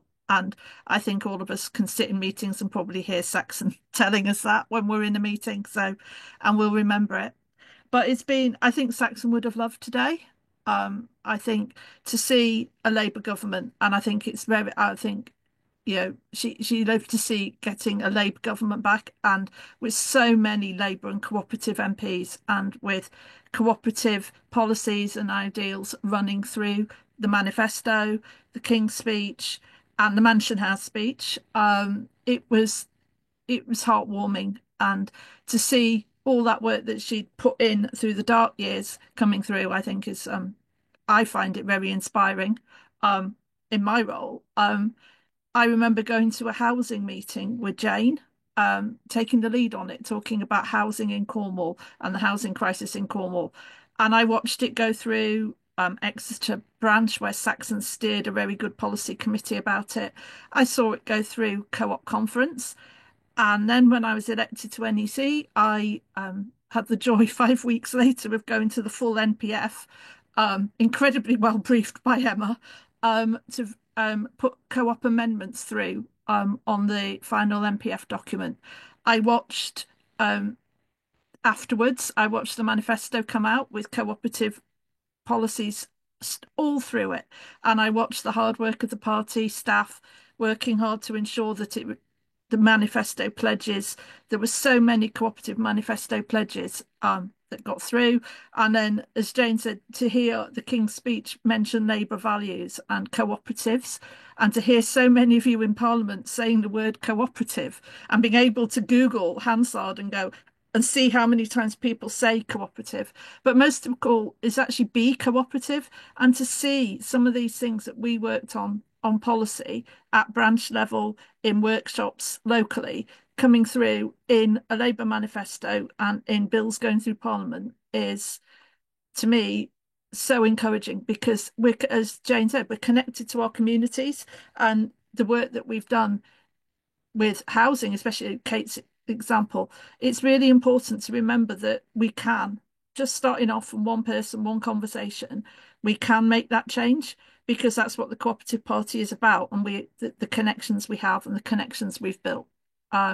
We missed Dan today talking about policy, but we've been promised that when Dan is back on his feet, we will have a special policy meeting in the Southwest to discuss co-op policy going forward, now that we're in our new policy cycle. Though obviously one of the key objectives of the party functions at the moment is to make sure that the cooperative principles that we're already seeing in action with everything that Claire said, the policy commissions about mutual growth, the energy, green energy, everything to do with that actually stays at the forefront of government, that these bills get through, gets supportive, and actually gets communicated back down to our communities and actually gets translated into action. So there's a lot to be going on, but I always feel at the most hopeful when I'm sitting in a co-op policy meeting.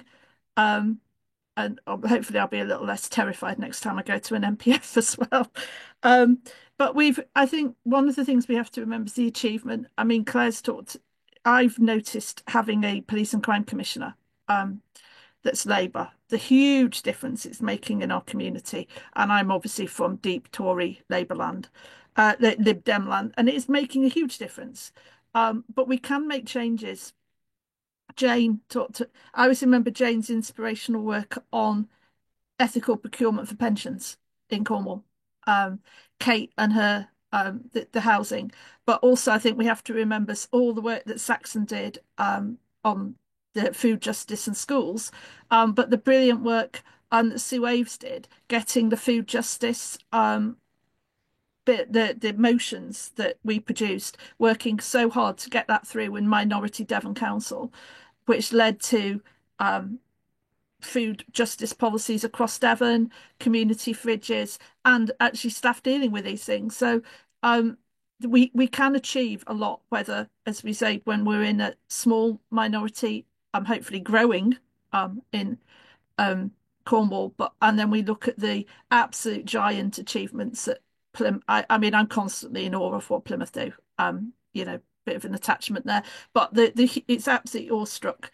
We look at what we can do in councils like Jim, and we're not alone because you have the CCIN, you've got the cooperative group in Parliament, you've got lots of supporters, as Gareth pointed out, and I think that's one thing we have is our strength as a co-op movement. It's that support we have for each other and how we can achieve.